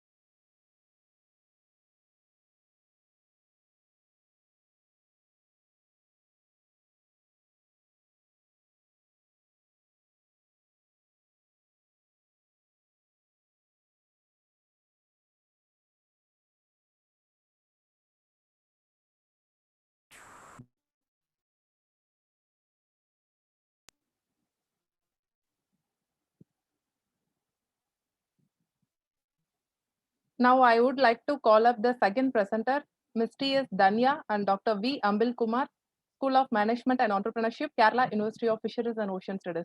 I welcome you, sir.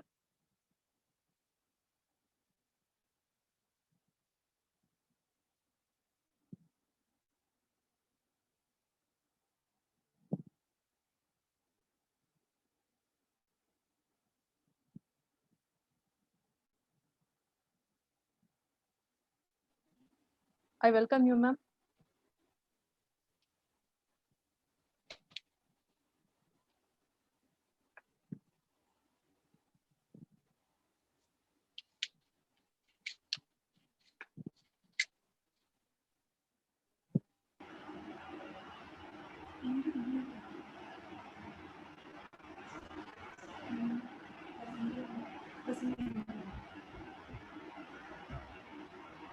Hello.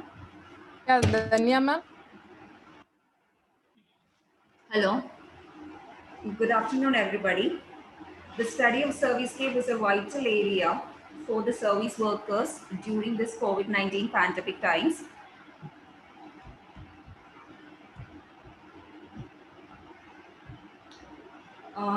My topic is the teacher's perception of servicescape, that is the teachers towards the workplace as well as the work from home servicescape during the COVID-19 pandemic.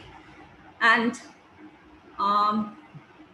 it's about the study of servicescape. That's a vital area, and millions of the people which were isolated from the school. The schools were treated as a status symbol, now has changed its purpose.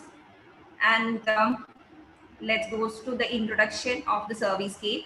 Servicescape, the term servicescape, that refers to the physical environment in which service is assembled, and this is the proper definition of the servicescape. It's defined as the environment in which service is assembled and in which the seller and the customer interact, combined with the tangible commodities that facilitate the performance on the or the communication of the service. Move to the next slide.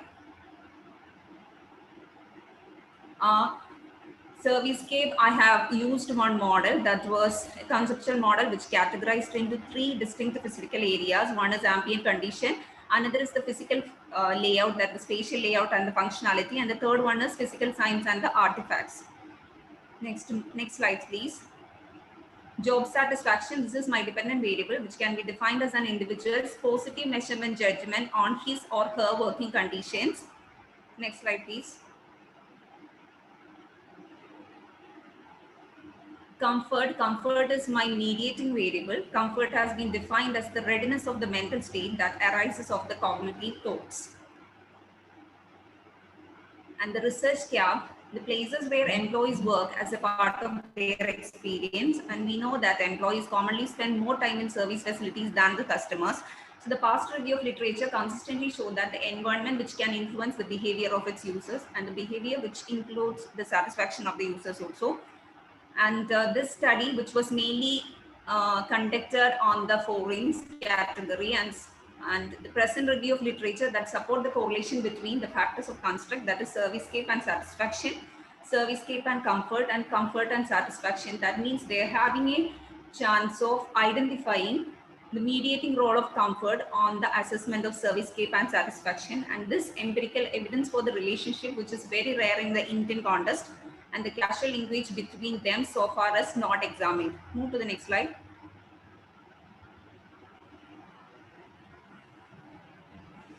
Next slide, please.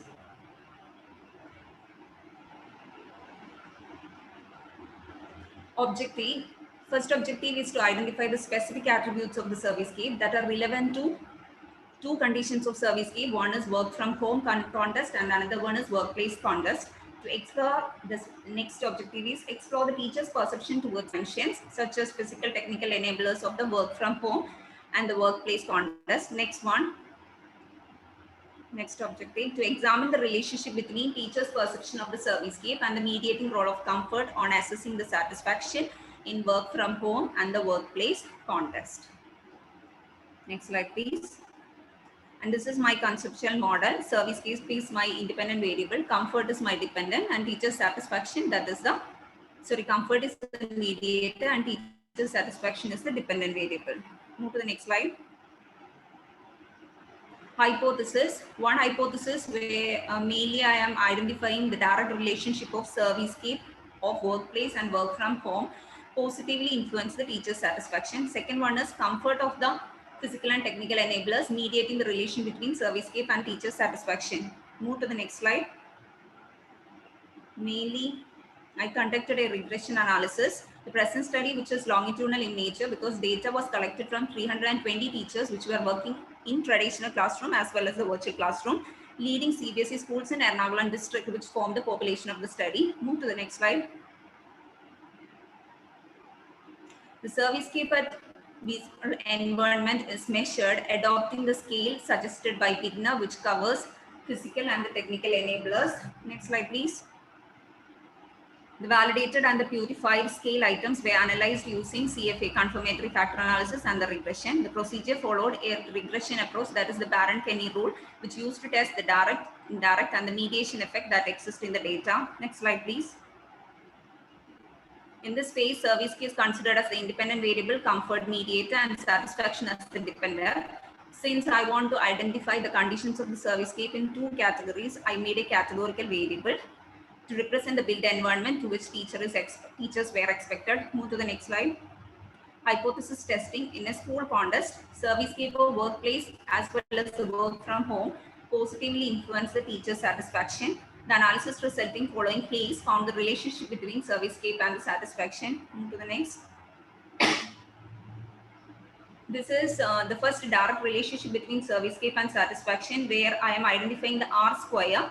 That is the proportion of variance in the satisfaction can be predicted from the servicescape. In the model 1, we are having 36% of variance, and the model 2 have 25%. Move to the next one. And the next slide, which is showing F value, which having significant, that means there is a direct linear relationship between servicescape and satisfaction. Move to the next slide. And the next slide, which is showing that the servicescape components, which having three factors, one is technological, another physical, and another is ambient factors. Hello.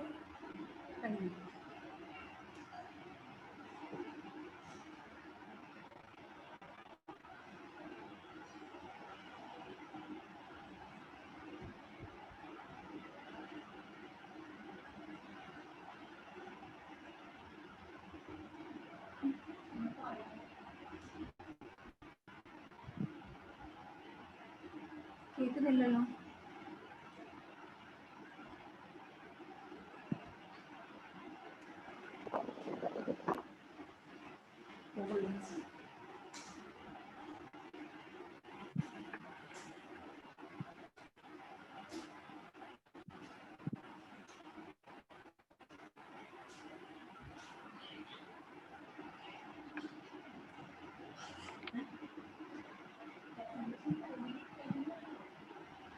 So I conclude that in my study, where I made a direct relationship as well as the mediator relationship. And in the direct relationship, where the beta values, which is reduced from first model to the next one, and they're having all the factors which are significant in the direct effect of first one and after controlling. So they're having a partial mediation between servicescape and satisfaction with the help of the comfort. So that means workplace environment is more beneficial for the teachers. Thank you. Thank you, Danya ma'am. Thank you for your wonderful presentation. Thank you. Let us invite Mr. Rahul Ramesh, Department of Management Studies, Kannur University.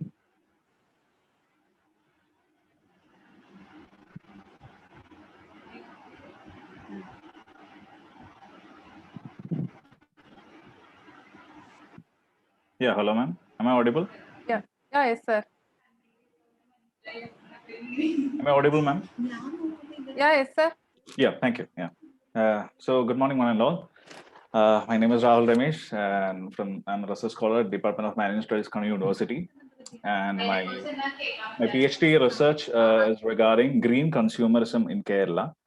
And first of all, I'd like to thank one and all for this wonderful opportunity for this for hosting such a conference. because conferences are not found in this COVID scenario. And so thank you, Anil sir and Nivita ma'am and Naina ma'am and Afrin ma'am, and also Sam sir for such an initiation. So let me go to the presentation.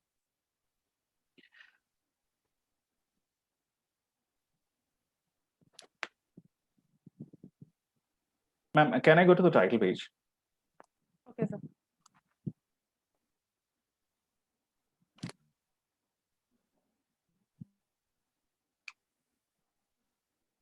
Yeah, all right.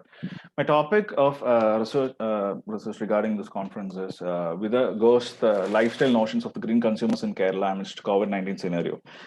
Simply said, we all are experiencing a drastic change in the lifestyles of our own as a consumer, each and every one of us a consumer. We are experiencing a drastic change in the way of life which we haven't experienced ever.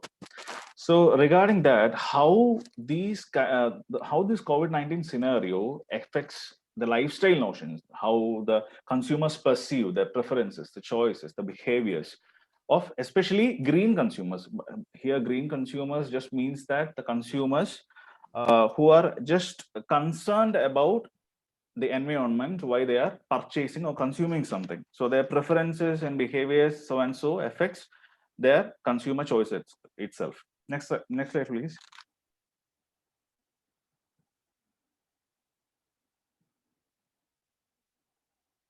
So let me tell you about green consumers. Yeah, I'll do that in the next slide. It's okay. Introduction regarding this will be, you very well know that state of Kerala is standing up to the standards of benchmarks of even developed countries in the basis of high literacy rates, low infant mortality, high life expectancy. You can compare it. Often we can see when we view statistics of India itself, we can see a comparison like Kerala separate, because it even challenges the literacy rates of India itself, especially regarding female, pointing at a 91.98% against female literacy rates in India, that is 65.46. Or also you can see the statistics regarding the adult literacy rate, which is even close to developed country like United States, and also life expectancy, which cuts close to the developed countries like United States, Germany, Japan, etc. So next slide, please, ma'am.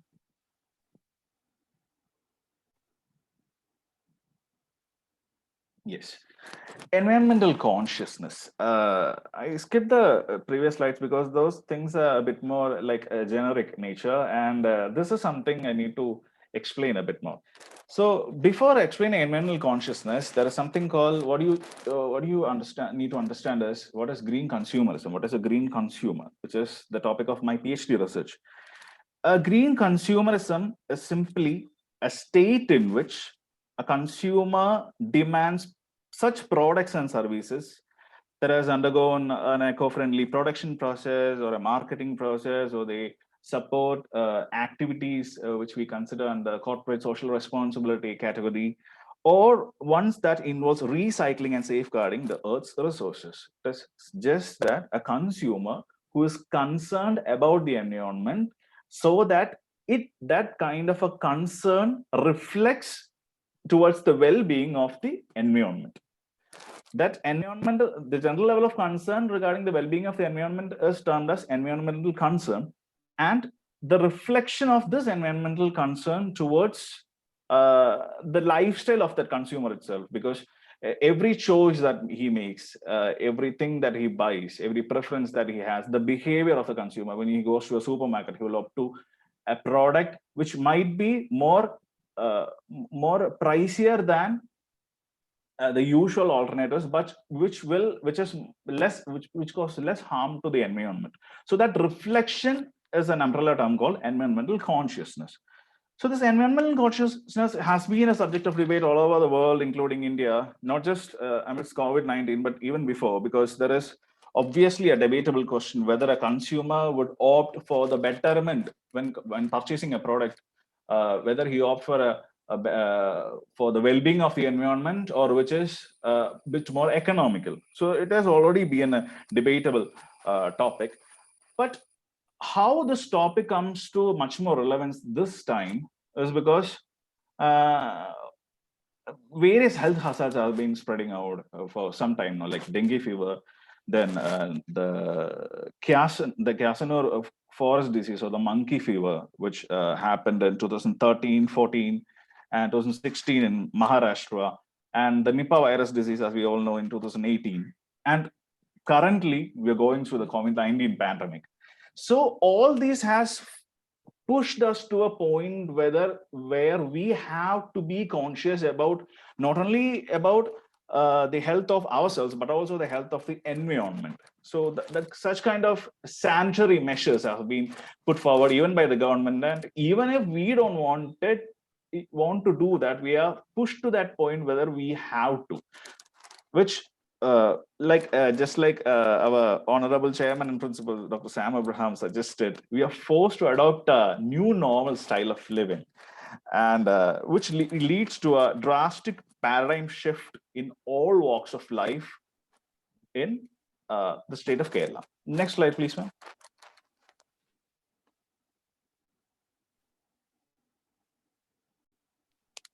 Yes, these are some aspects regarding Kerala, because state of Kerala, it is quite distinct from other states in aspects of demographic, socioeconomic, psychological, cultural, geographical, various other factors.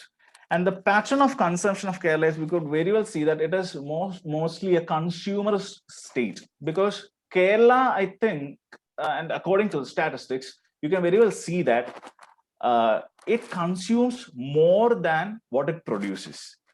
For example, vegetables and everything is being imported from other states. So it is a highly consumer state, which makes it a prime center of lucrative business activities. And what happened during the corona outbreak, during it was when the second quarter of 2020, the figures of corona affected people rose to such a high level that almost every single trade and businesses got affected. Kerala suffered a dip amid the COVID-19 pandemic regarding sale of even essential commodities. Next slide, please.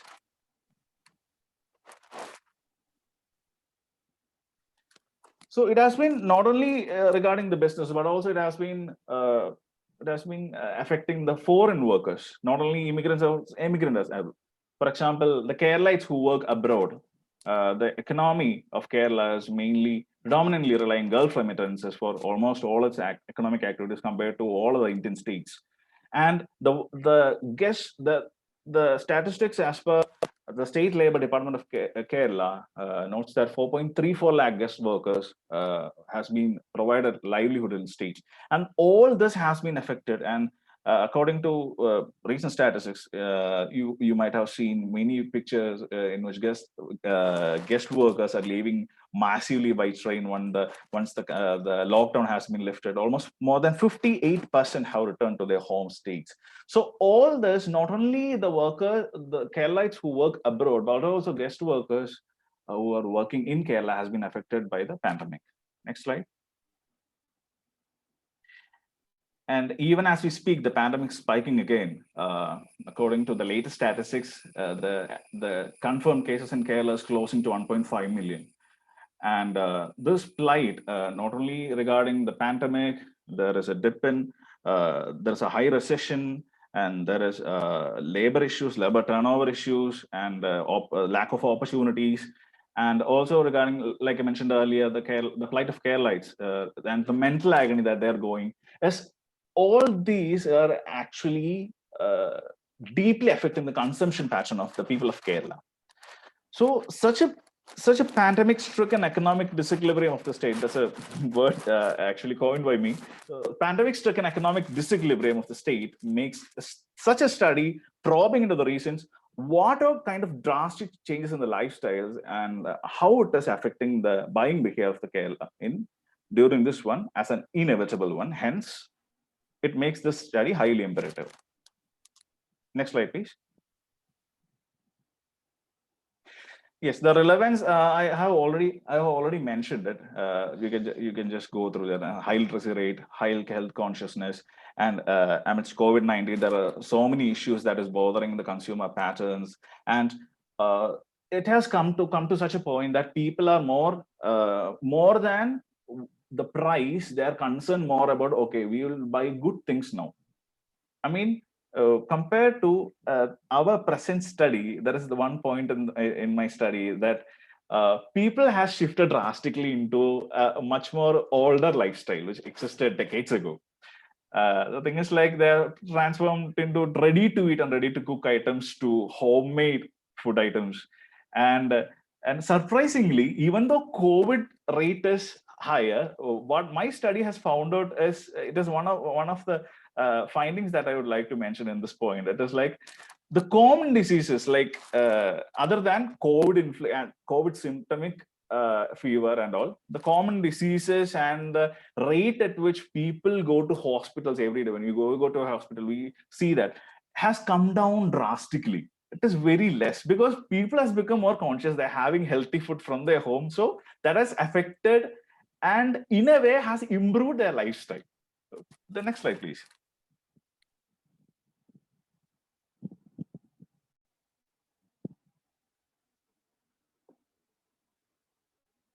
Yeah, I think we can skip the slide itself.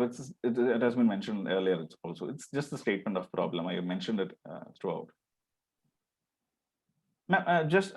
Yeah, the objectives.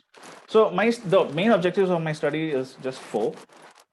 First, to analyze the changes in consumption pattern of green products. Green products only mean that, like I mentioned earlier, the products which an alternative of a conventional product which is available in the market, which focuses or contributes a bit more or causes less harm to the environment, which is eco-friendly, environment-friendly green products. That's it. To analyze various factors influencing green buying decision of the consumers of green products, then analyze whether any paradigm shift has taken place in the lifestyles of consumers amidst COVID-19 pandemic, and finally to examine the association between lifestyles and preferences with connection to the demographic and socio-economic profile aspects of households. Next slide, please. Yes, I have formulated 9 hypotheses for this research study regarding the lifestyle, then the demographic aspects such as average monthly income, education, age, size of the family, and whether decisions to buy more online rather than store purchase has not been. I'll just mention the notable ones other than these. One is hypothesis number 2. This the healthier lifestyle of the consumer during scenario has not decreased common disease irrespective of their age. That hypothesis was rejected, and we could see that the healthier lifestyle due to COVID-19 has actually decreased the common disease, which I mentioned earlier. And another point is influence of price on the green purchase decision has no positive association. That has also been rejected. Yeah, that's the only hypothesis. Thing is, like, I know that the time is less. That is why I'm actually mentioning the inference part also here. So the only, except the 4th hypothesis, every other hypothesis was rejected. The 4th hypothesis was accepted because the influence of price has no influence on the positive association with their average monthly income. Obviously, there will be, but there are some cases in which we could see that more than their average monthly income, they're concerned more, they're ready to spend more. I'll go to the details in the coming slides. Next slide, please.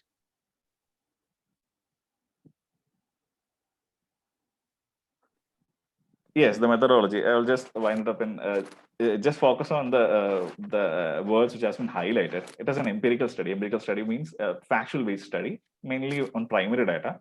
I collected the primary data with online survey using a convenience sampling technique, because any other random sampling technique is not possible in this COVID-stricken scenario.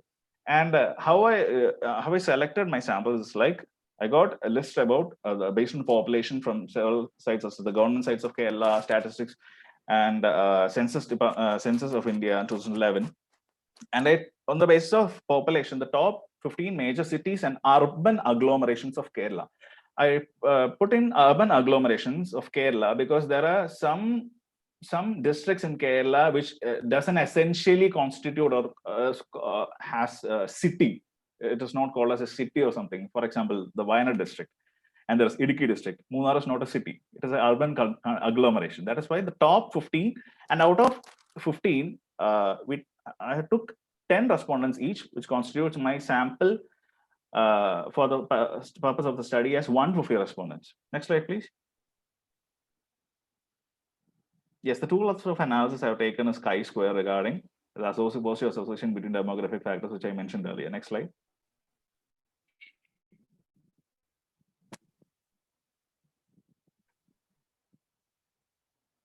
Yes, this is a table regarding the opinions of consumers regarding the paradigm shifts in their lifestyles during COVID-19 scenario. Even though the COVID-19 scenario has made difficult, it has made my lifestyle much healthier. And this actually contributes to not only my hypothesis, but also to it was actually a revolutionary aspect, because some aspects in which is like, see, the fourth one, the price of the green product influence my buying behavior. Usually when you buy products, obviously the price, that is a common aspect that we study in economics, because price is very influential in buying things. But green products in this case, and especially in COVID-19 scenario, you can see that the price, the people who agree that the price of the green products influence my buying behavior is only 23%. That is very low compared to the people who disagree with it. Another point is more people has turned towards green product purchasing due to COVID-19 scenario constitute 68. The people who agree with it is 68, because people has become more health conscious in this scenario. Then the COVID-19 has made me to use online methods of payment more often. And that is, we might think that, okay, COVID-19 and people has actually gone into opted online more than ever.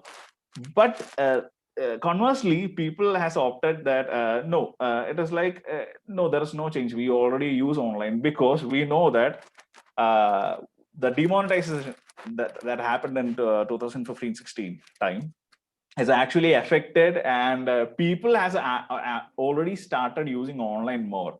Just because COVID-19 has come doesn't mean that people essentially opted more into online. That is not, so the pandemic hasn't affected a shift of people going more online rather than the conventional methods, and so and so. And the most important point is the last one, that people has 92%, like actually two of the main points which has contributed more than 90% is the first one and the last one. The one is COVID-19 scenario has made life difficult, but it has made my lifestyle much healthier.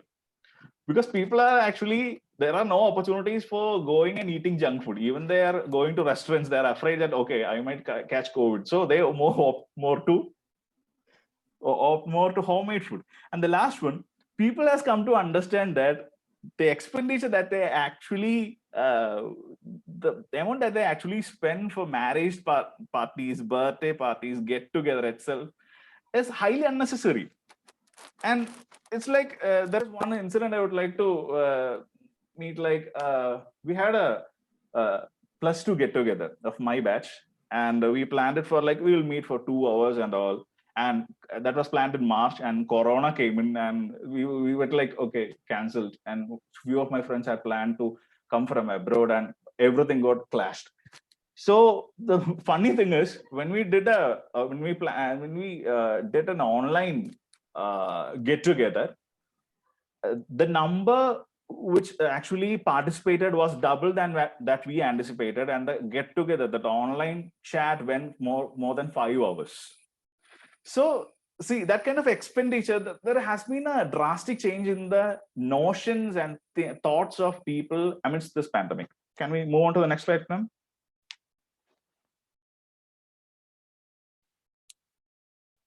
Yeah, it is just a graphic representation of the same one. You can skip to the next one.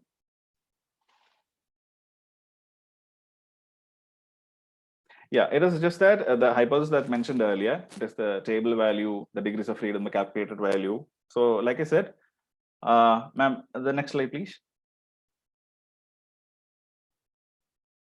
Yes, I just made a mistake earlier. No, ma'am, just the hypothesis slide, the second slide.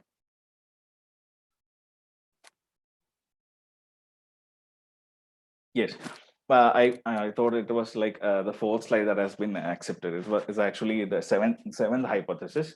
The decision to buy more online rather than store purchase is not influenced by education. It was accepted because that has nothing to do with education. Because the simple example I could place is like my father.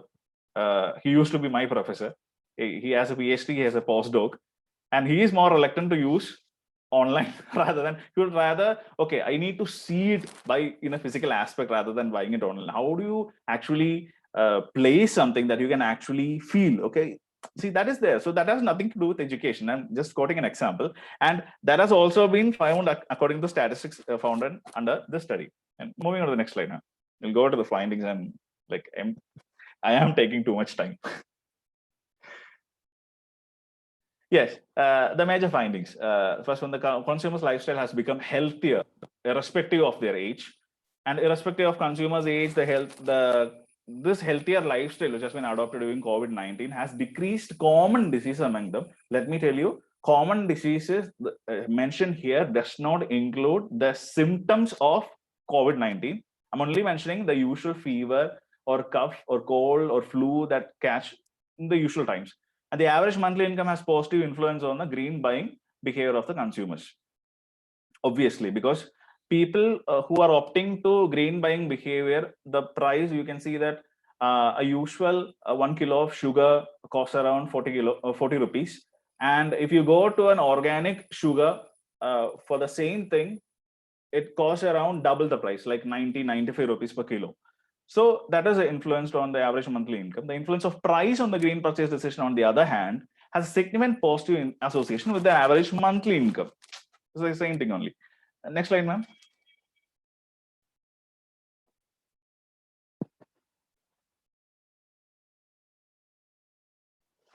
Yes, this is an important point. Education has a significant influence on the green purchase decision of the consumers due to fear factor.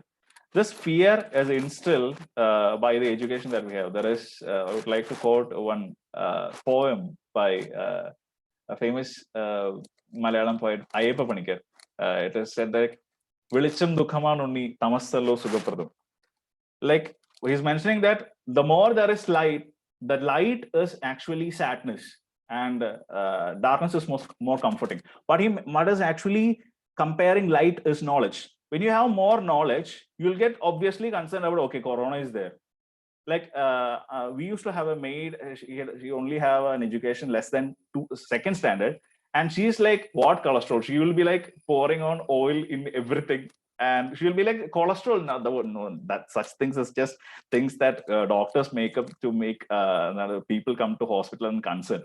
So she doesn't know what cholesterol is, or what happens if you have more cholesterol in the blood or anything. But people who are educated that fear factor is there, because that is something which makes you aware about these things, and you get fear. So education has a factor in that. And moving on to people has turned toward green purchase behavior. The age has a significant influence. The size of the family has significant influence. And to conclude, ma'am, the conclusion. Next slide.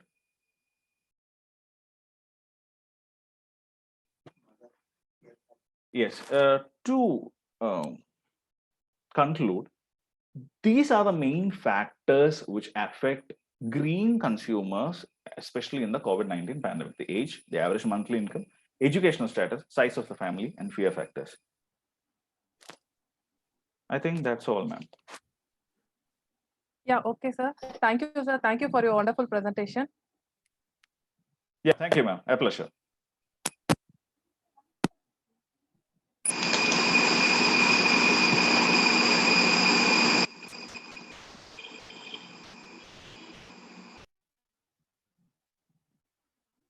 Let us invite our fourth participants, Ms. S. Shruti, Department of Commerce.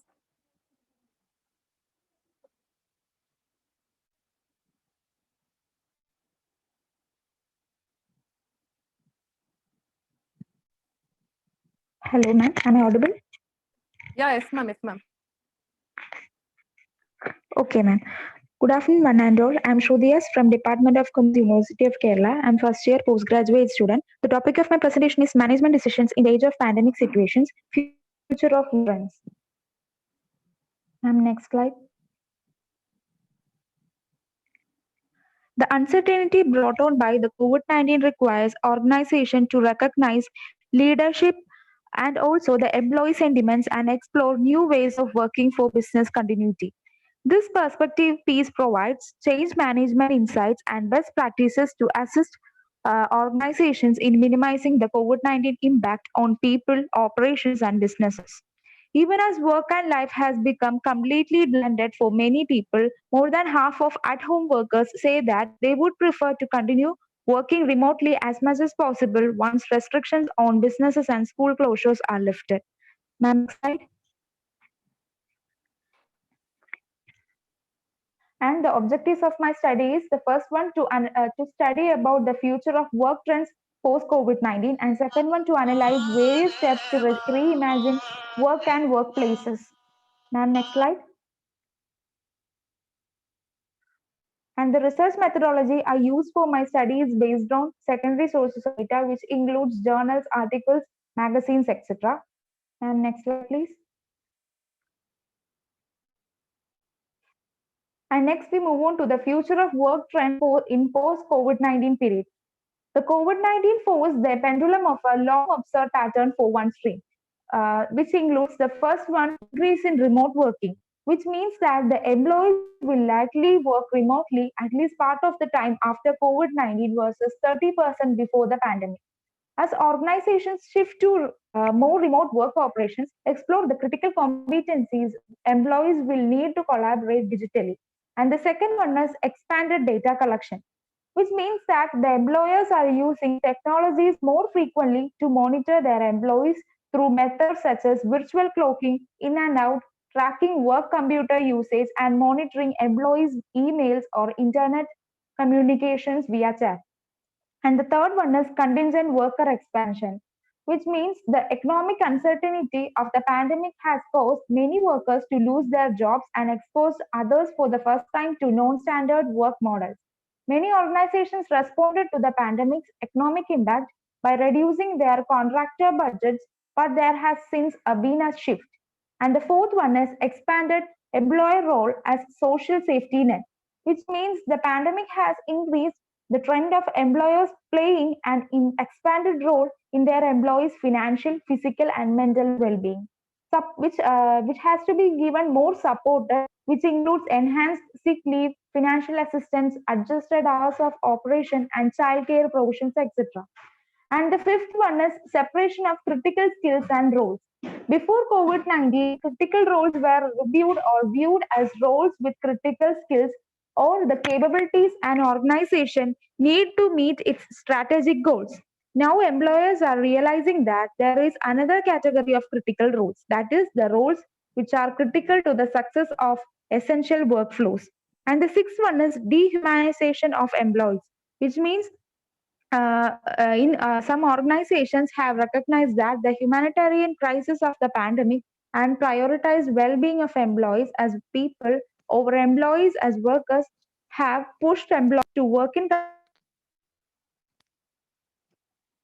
And also the seventh one is emergence of new top-tier employees, which means prior to COVID-19, the organizations were already facing increased employee demands for transparency.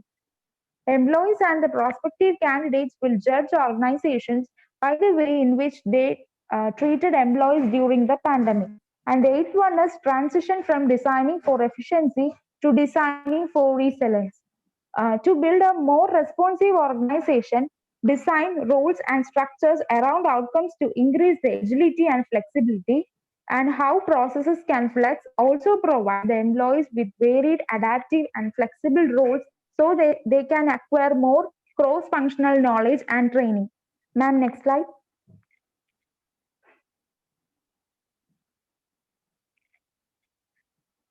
And next, the changing attitudes on the role of the office, which means that before the pandemic period, the conventional wisdom that have been continued in the offices were critical to productivity, culture, and winning the war for talent. Companies competed intensively for prime office space in major urban centers around the world, and also they may focus on solutions that were seen to promote collaboration. And many employees liberated from long commutes and travel have found more productive ways to spend that time. And also, these same organizations are looking ahead to be reopening and its challenges. Before a vaccine is available, the office experience probably won't remain as it was before the pandemic. Ma'am, next slide, please.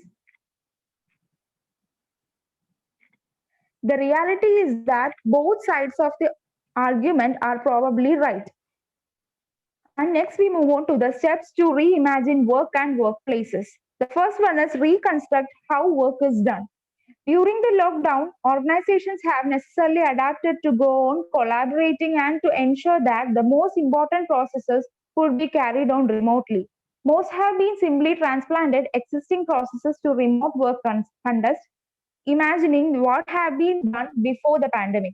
This has worked well for some organizations and process also. For both the process and cultural practices, it is all too tempting to revert to what was in place before the pandemic. And the second one is decide people to work or work to people. In the past couple of years, the competition for talent has been fiercer than ever. At the same time, some groups of talent are less willing to relocate to their employees' locations than they had been in the past. As organizations reconstruct how they work and identify what can be done remotely, etc., they can make decisions about what roles must be carried on in a person and to what extent. And the third one is redesigning the workplace to support organizational priorities. Few offices are intentionally designed to support specific organization priorities. Although offices have changed in some ways during the past decade, they may need to entirely rethought and transform for a post-COVID-19 world. To maintain productivity, collaboration, and learning, and to preserve the corporate culture, the boundaries between being physically in the office and out of the office must collapse. Ma'am, next slide, please. And the conclusion of my study is that as employees around the world experiment with bringing their employees back to offices, the leadership must act now to ensure that when they return, workplaces are both productive and safe. And also the organizations must also use this moment to break from the inertia of the past by dispensing with suboptimal old habits and systems. A well-planned return to offices can cause this moment to reinvent their role and create a better experience for talent, improve collaboration and productivity, and reduce cost. That's all, ma'am. Next slide, ma'am. Thank you, ma'am. Thank you for your presentation. Okay, ma'am. Thank you.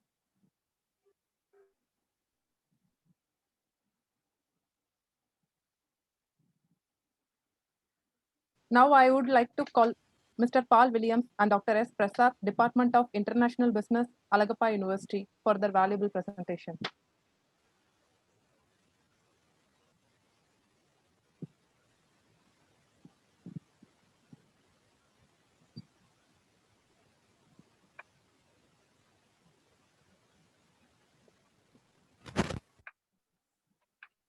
Ma'am, am I audible? Yeah, yes, sir. Very good afternoon to one and all present here. The title of the presentation is Invasion by the Unknown, Strategies to Defend. So next slide, please, ma'am. First, let me give you an overview about the recent pandemic that came into this earth. The thing is, the novel coronavirus first got emerged from the Wuhan province of China in the month of December 2019. And ever since, the infections have spread geometrically, and now it has been classified as a pandemic with infections in almost every country. The effects of this healthcare emergency on individuals, companies, societies, economy, and mankind as a whole have been presented in the further slides. The most significant change that took place post the emergence of globalization is the massive digitalization of everyone's life during these days, when people had no other go but to utilize the digital resources. These evolutions will play a greater role in shaping the future generation, given the development of artificial intelligence and Internet of Things. These advanced technologies will improve the standard of living, but this too comes with a cost. But the academicians, as well as the industrialists around the world, has to have a balanced approach so that it may not lead to another disaster. So let me give you some of the opportunities as well as the challenges that was brought to the mankind by the pandemic in the further slides. Next slide, please, ma'am. Ma'am? Yes. Yes. The most evolving and adapting species in this earth and also the Milky Way galaxy till date is the Homo sapiens. With the evolution of species, the most efficient species that evolved among them and outperformed every other species is the humans. With adapting ability, the humans were able to survive the toughest challenges the earth has faced since its formation, whether it is geographical, physical, biological, or a technological catastrophe. The most recent challenge the earth and the humanity faced is the outbreak of the COVID-19 pandemic. This was novel, and everyone in each and every state of the society was confused in tackling the crisis. As the time passed, we have witnessed how people are innovating solutions to the problems and adapting themselves to the changing culture. The spread of this pandemic has brought immense changes in the daily routine of almost every human in the world. Ma'am, we can move on to the next slide.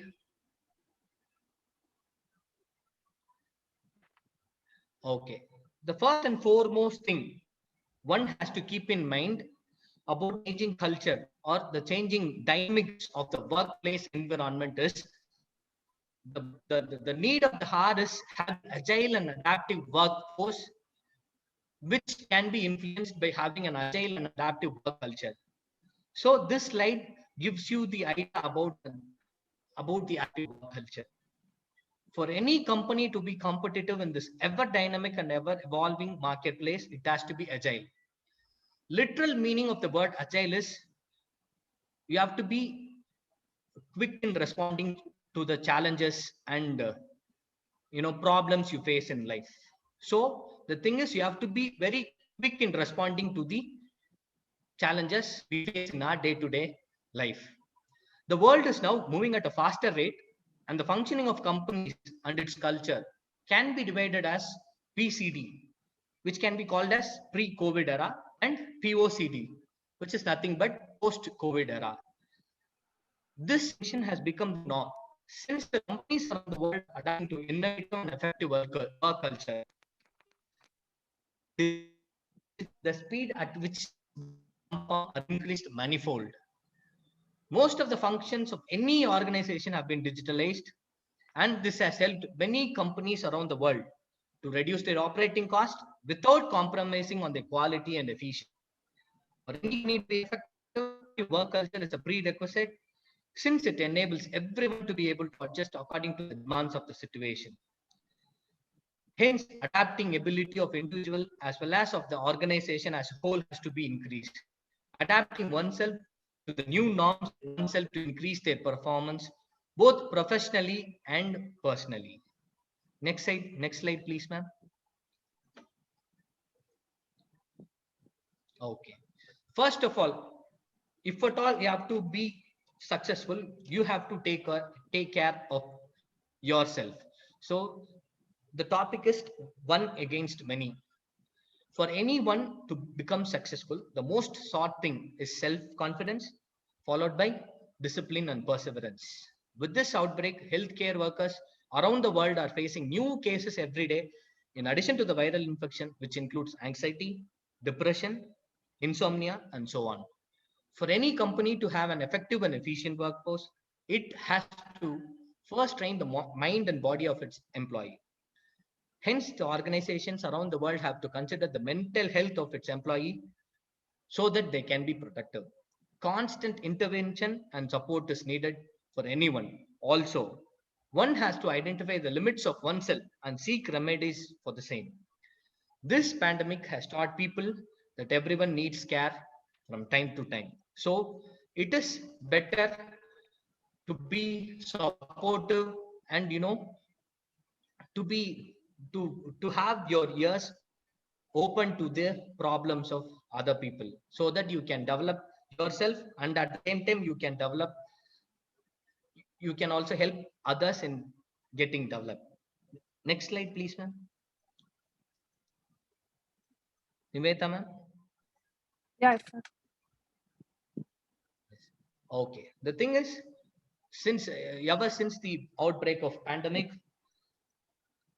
right? Everyone is the one thing that is clearly visible to everyone is you have to be technologically responsive. With artificial intelligence and other concepts such as the Internet of Things gaining prominence, the employees as well as the management have to update themselves so that they can gain from the technological advancements. The pandemic has created a lot of data that can be processed and used in machine learning to improve the prediction efficiency and performance of the machines. With tons of data being generated, there is a lot of scope for the companies who are venturing into artificial intelligence, Internet of Things, because of the availability of data.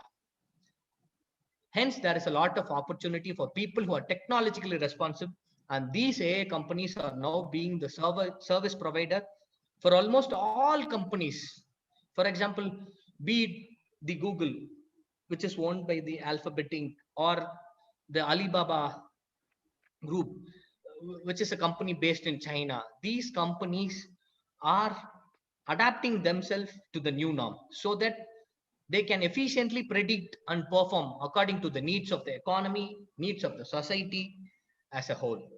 For example, an e-commerce company, let's say Amazon, wherein you search for a product, it automatically predicts your purchasing behavior and it gives you the products that are similar to your previous searches. These searches results are purely based upon the concept of machine learning.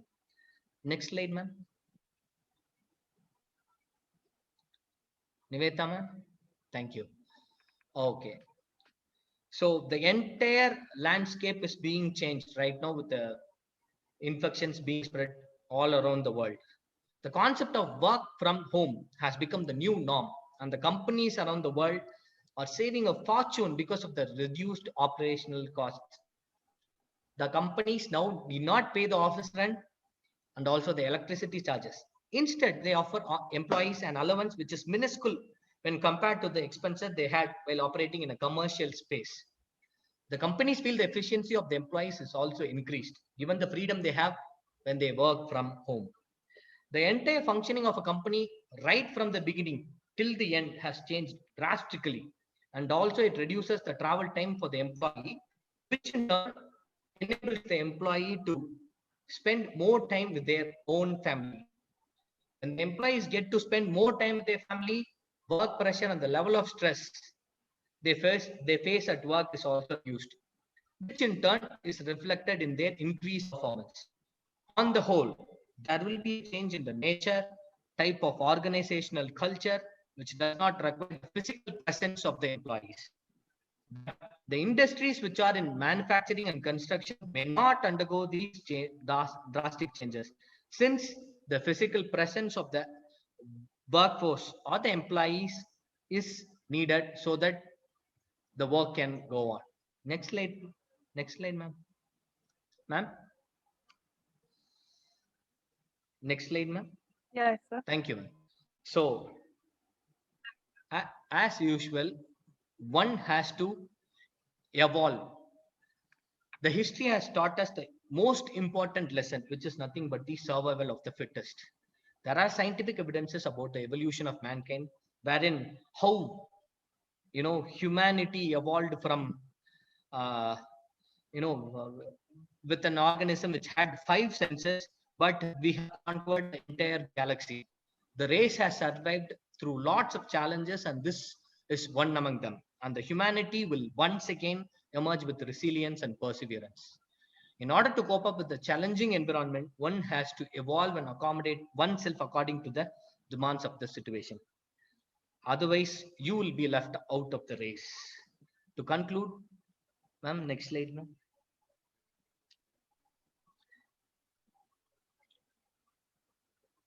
To conclude, to overcome the challenges posed by this biological threat, the entire mankind has to be cooperative and supportive of each other, so that early recovery of the same. Stop playing the blame game and start supporting each other.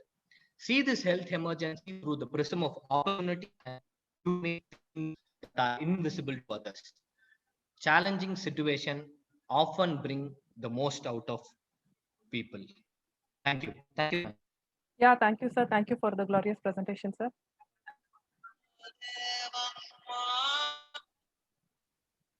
Now I would like to call up Ms. Leah Peter and Dr. V. Amblan Kumar, Department of Business Administration and Management, Kerala University of Fisheries and Ocean Studies. Leah, ma'am. Good afternoon. Am I audible here?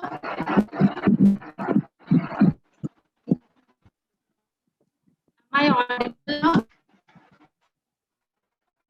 Yeah, Leah, ma'am. We hear you. Shall I start? Ma'am.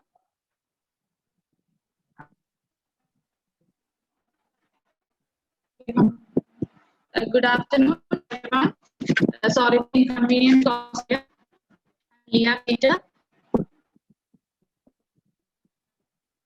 research scholar in Faculty of Management, Fisheries and Ocean Studies.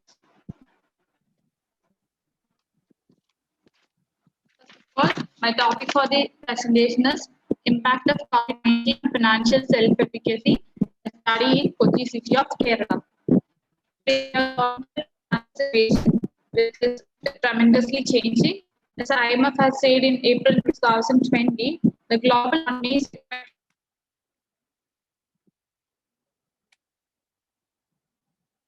Leah, ma'am, we can't hear your voice, ma'am.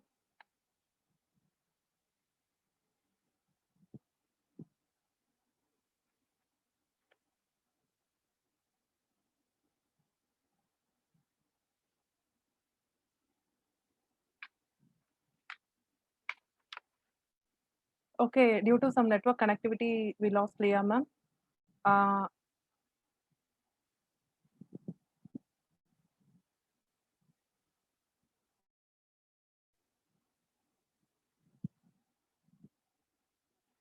Okay, let us welcome our judge, Professor Joseph Devdasan, a management educator, is an alumnus of the Faculty Development Program of Indian Institute of Management, Ahmedabad, and the American College, Madurai. He has completed a certificate program in disruptive strategy with Professor Clayton Christensen. And then I would like to welcome Lakshmi, ma'am. Dr. Lakshmi, ma'am, Vice Principal of Kodaikanal Christian College. She has 30 years of experience in higher education, partly in India and partly in Dubai, with a PhD from Madurai Kamarajar University. Dr. Chand has been associated with more than 25 colleges in India and across the globe. At present, she is one of the panel with the Indo-German Chamber of Commerce and then Kodai Managers of Tourism venture with her husband Dinesh. I would like to welcome ma'am for your comments and announce the best paper presenter.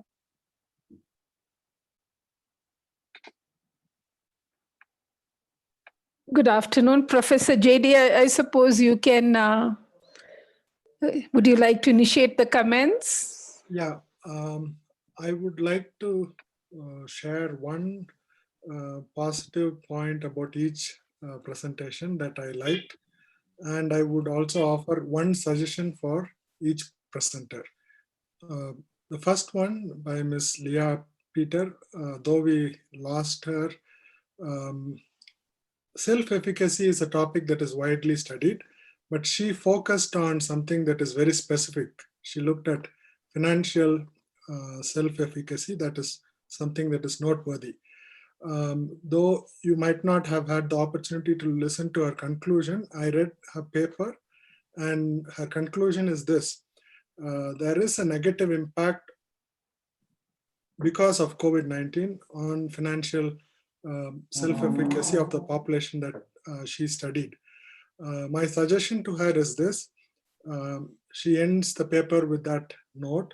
It would be better if she can come up with suggestions to deal with that problem, right? How do you reverse that effect, which is a negative impact due to the COVID-19 on individuals' financial self-efficacy. The second paper, Ms. Dania, she took ServiceScape. We study ServiceScape, especially in service marketing contexts. And she has chosen something that is very interesting in an educational context, and that too, looking at work from home, which is the practice today. So that's an interesting choice. The suggestion for her, looking at your paper, I think yours is a cross-sectional study, not a longitudinal study. If you have studied across time, let's say across a few months, recording your observation through survey across time among the same sample, then it would be a longitudinal study. But because you have looked at it at one specific point of time, that's a cross-sectional study. And also when you use regression, you need to pay attention to the extent of the impact of your independent variable on your dependent variable. Your independent variable has about 20 to 25%, looking at that R square, 20 to 25% impact. So the question normally that would arise when somebody looks at it is, what are the other variables that are influencing your dependent variable? So you can consider that for your future research. The third paper by Mr. Rahul Ramesh, he has looked at green consumers. It's a very relevant topic today. So the choice of that area of research, it is useful. It has relevance. So I appreciate him for that. The suggestion I would like to give him is, when you develop hypothesis, you are developing it based on previous research. So when you say that except one, all your hypotheses were rejected, the question that would arise is, what literature or what previous study did you refer to come up with these hypotheses? So you can keep that in mind when you do your future research. The fourth presentation by Ms. Shruti, she has also chosen something that is very important. Decision making is crucial in management. So it's an important topic, useful for managers today. The suggestion that I would like to give her is, for conferences like this, it is preferable if you do empirical research, because conceptual research should be backed by empirical research. It need not be a survey. You could do observation or even interview a few managers and see how their decision-making process has changed, especially in this time of pandemic, and derive that observations to support your concepts that you are presenting. And finally, the paper by Mr. Paul Williams, he also has identified a couple of areas which are very relevant today. Agile organizations. In the West, there are people who are working on creating agile organizations and bringing in this adaptive work culture even before this pandemic came. So that's a very relevant area needed for our context. Like the previous suggestion I offered, the suggestion I have for Mr. Paul Williams is, if you had done at least 5 telephonic interviews with managers of different organizations, and to assess how their organization has coped with this trying times. Have they been agile? And brought in those learnings into this presentation. An inductive form of research could have enriched your paper. So you can consider that for your future presentations. So these are my observations. Over to Professor Lakshmi.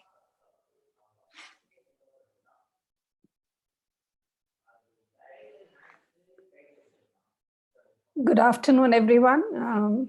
Thank you very much, Niveta, for offering me this platform to speak.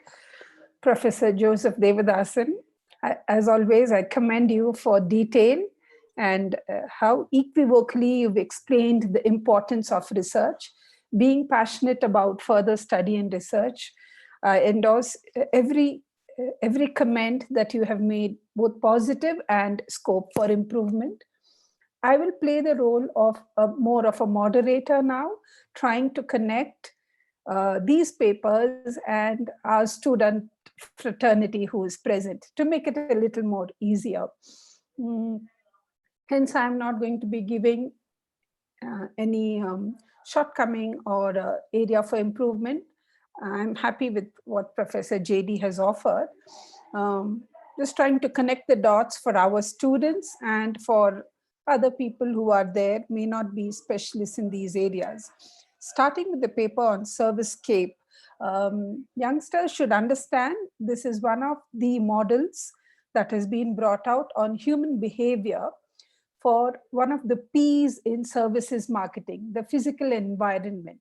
It explains how people, it tries to understand how people behave in a service process.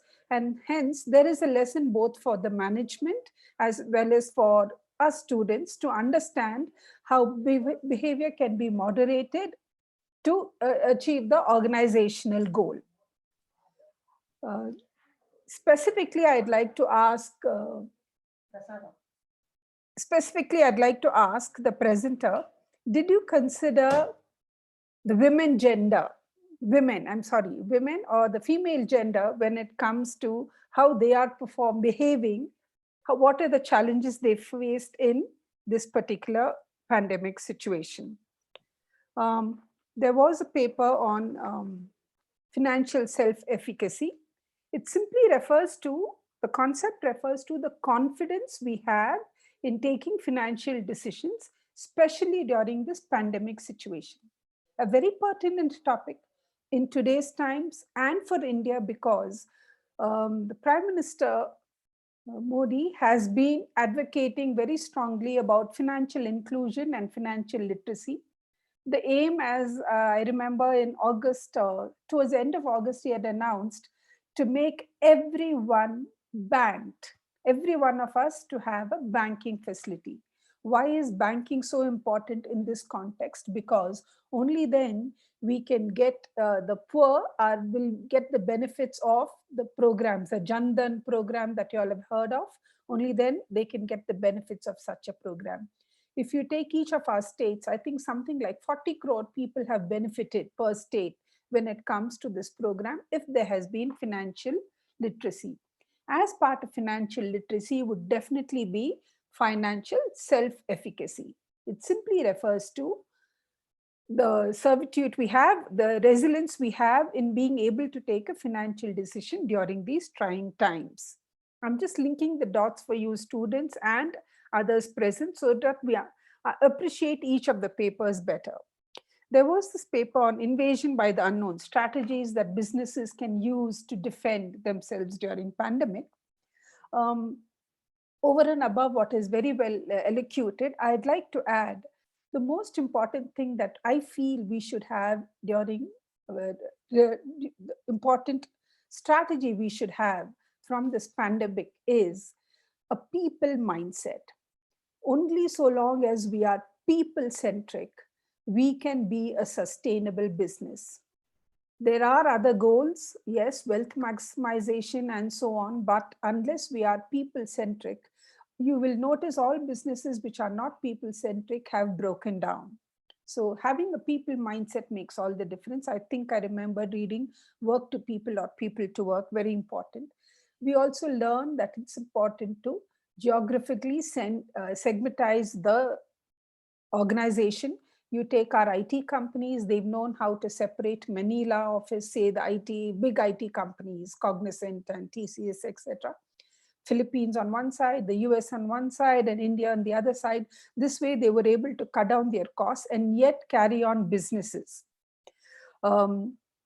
Many of you have mentioned, I'm repeating it, investing in good technology, technology enablers, as you all have called it, very important during these pandemic times.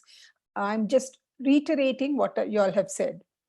And most important, which many businesses have failed, which many of us have also failed, even health workers are claiming, we haven't understood the systemic nature of the current pandemic. Every pandemic has got its own systemic nature. Unless we understand that better, we will not be able to cope with it. I'm very happy at KCC. They were one of the first movers in starting everything digital as soon as possible, including having this annual conference week. Excellent. So these are the things we need to do. Once we understand how the pandemic works, then we can put everything else in place. There was a paper on green lifestyle consumerism in Kerala. I'd like to highlight something about green consumerism and being eco-friendly.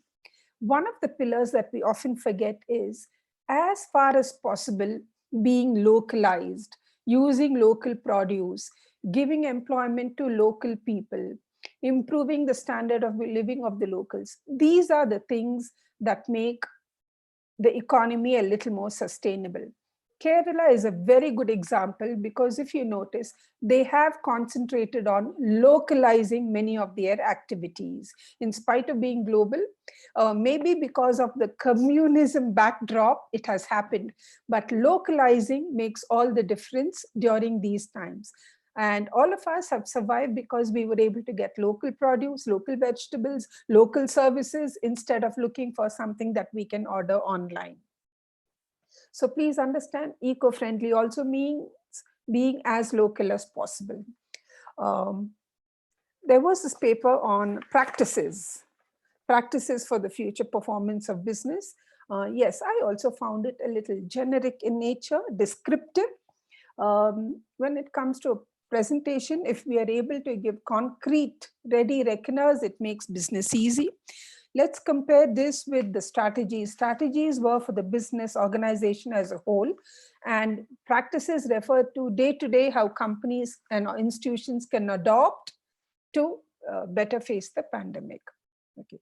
Both of these underline one important factor, the paper on business strategies and the paper on future work practices, what we call in business as resilience planning. Resilience planning is nothing but sustainably growing, being able to withstand any kind of man-made or natural event that is going to happen, being able to adapt and adopt very easily is resilience planning. Strategists nowadays are concentrating on resilience planning to be able to face not only this pandemic and those in the future. Thank you. On that note, I'd like to end my talk. I hope I didn't cross my limit. Thank you, ma'am. Thank you, sir. Thank you for your valuable comments and suggestions. And I thank you all the participants for your kind cooperation. Let us hand over the session to Dr. Abdul Sibril sir for valediction. Thank you.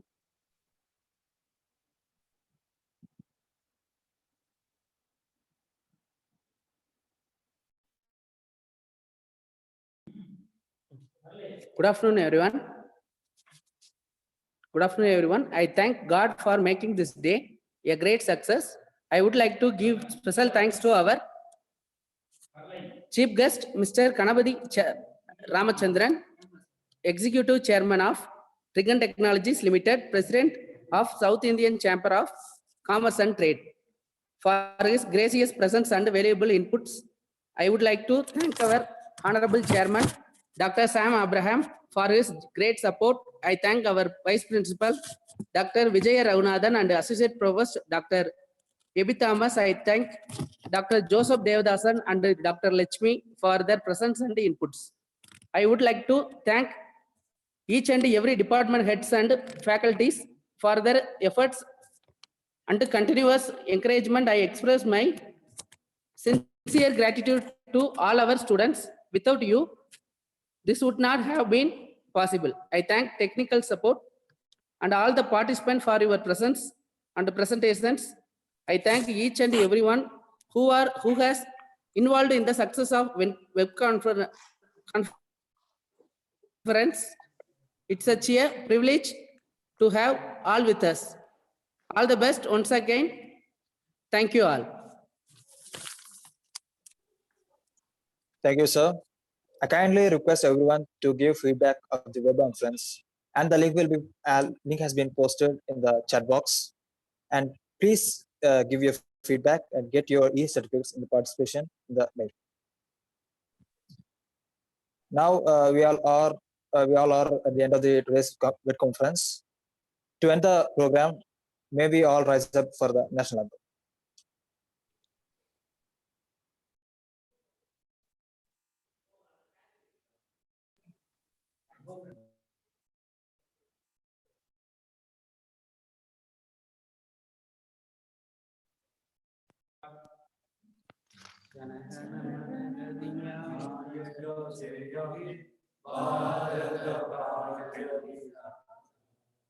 Punjab Sindhu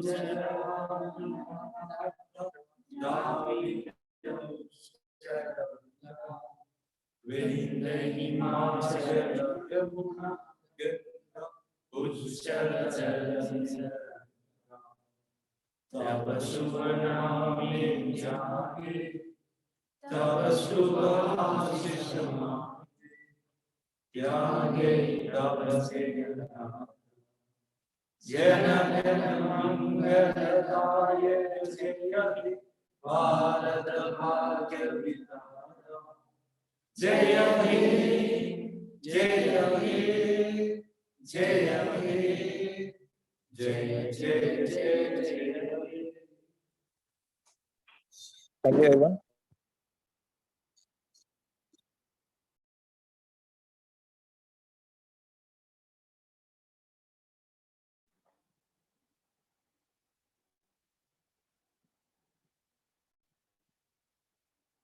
Thank you all. Thank you for your patience. Now it's time for wind up the session.